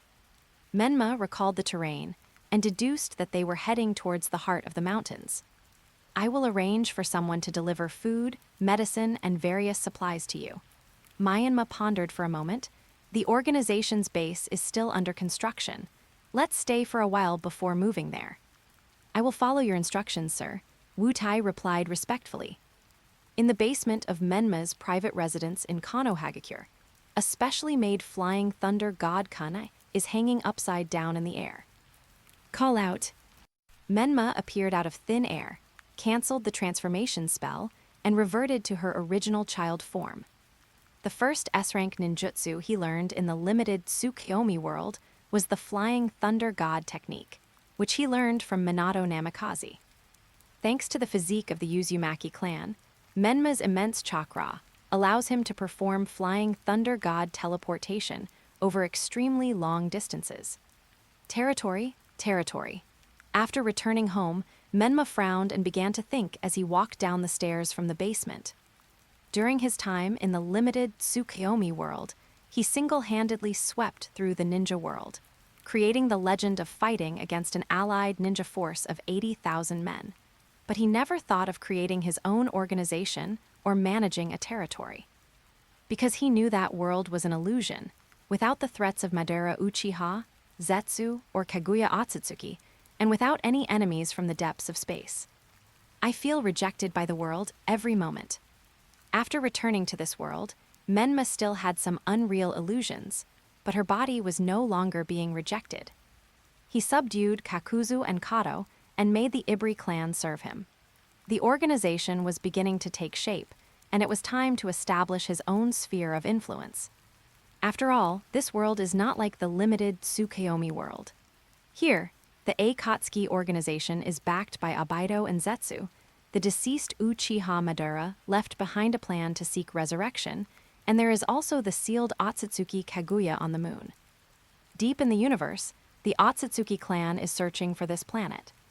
Only by having a powerful organization that can unify the entire ninja world can the resources and chakra of the entire ninja world be integrated to the greatest extent. Moreover, as a Chinese person in his previous life, Menma's idea of a unified China was already deeply ingrained. Young master. In the courtyard, two women, Katsuna and Yuka, were hanging clothes to dry and sweeping fallen leaves. "Don't prepare my dinner tonight," Menma said before heading straight to the study. "Yes, young master," the two women bowed slightly. Young Master Menma would occasionally wander around the village, looking for some food. The two women were used to it, as it allowed them to return home and reunite with their families sooner. Inside the study, Menma found a map of the ninja world, spread it out on the table, and began to examine it. These countries to the east of the continent are not suitable. Sandwiched between the land of fire, the land of lightning, and the land of water, they are small in territory, lack resources, and their resources are mostly controlled by the major powers. Any attempt to develop would inevitably lead to fierce conflict with these three countries, making them unsuitable for early-stage development. The northern part of the continent is the land of iron, with year-round snow and a harsh environment. The central part of the continent has many small and medium-sized countries, but sandwiched between the land of fire, the land of wind, and the land of earth, and with the land of rain also home to the Akatsuki organization, it's the most chaotic region on the continent and unsuitable for development. Then it's only the west. Ultimately, his gaze settled on the western part of the ninja world. The land of demons, the land of bears, the land of darkness, the land of snow, and the land of swamp. The combined territory of these countries is comparable to that of the land of lightning and the land of water. Furthermore, the land of demons has demonic creatures, the land of bears has the Star Ninja Village, the land of snow has a relatively developed heavy industry, and the land of darkness and the land of swamp have vast agricultural resources. Integrating these resources allows each country to compensate for the other's weaknesses. These countries are all medium-sized countries. Although their territories and populations are scattered, they have value for integration. Between these countries are some very small nations, perhaps only an island or a city, with a small population and limited territory, which can be skipped. Just as Menma was looking at the map and thinking, preparing to send a command to Kato, a small hand covered the map. "Hey, Menma, let's go eat something delicious." The tiny, delicate nine-tailed fox, as exquisite as a porcelain doll, lay on the map, looking at Menma with expectant eyes, its 9 fox tails wagging happily like a puppy. "I just can't do anything with you.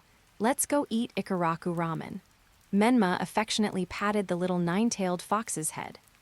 He put away the map. Yay! Little nine-tailed fox cheered and jumped onto Menma's shoulder. Menma carefully placed the map, took out a scarf, and tied it around her neck so that little nine-tailed fox could hide inside the scarf and observe the world. "Is that the guy?" "Yes, it's him that one." "How disgusting. Why let such a monster stay in the village?" "The one who killed the 4th generation." "SHH, keep your voice down." 3-year-old Naruto walked alone on the street. The whispers and murmurs coming from the bustling crowd around him were like kunai, deeply piercing his young heart. Every gaze was filled with hatred, every whisper with malice. Young Naruto didn't know why everyone discriminated against him. From the time he could remember, he lived in isolation and malice. Nobody wanted to play with him, nobody wanted to talk to him, and even shop owners wouldn't sell him anything. The woman who used to take care of Naruto changed several times because she disliked him, and in the end, the 3-year-old Naruto had to start living alone.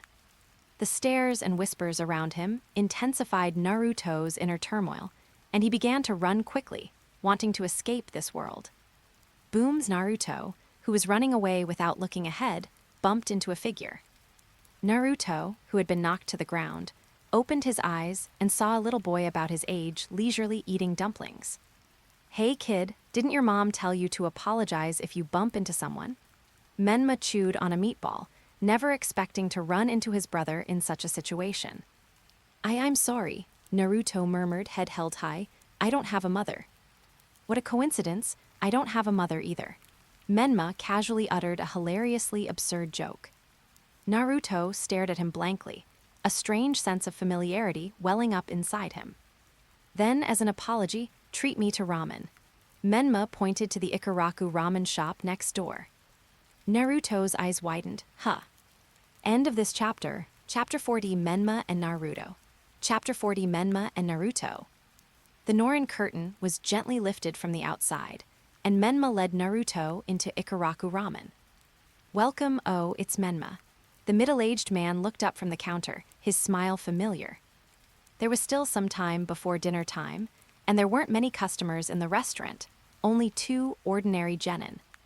"Uncle, give me a bowl of tonkatsu chashu ramen, no." "Don't use the Naruto roll, add more dried bamboo shoots, I know that." Tate interrupted him with a laugh, her hands still moving. "It seems like someone else said something similar in my memory, but I can't recall that blurry figure at all." Naruto followed Menma, his steps hesitant. When the 2 genin eating ramen saw Naruto at the door, they gave him disgusted looks, which made Naruto instinctively shrink back. Just as Naruto instinctively tried to run away, Menma grabbed his shoulder. "What are you spacing out for? Look at the menu and order." "By the way, I still don't know your name." Menma had already sat down on the high stool, his eyebrows slightly raised, asking a question he already knew the answer to. "My name is Naruto, Uzumaki Naruto."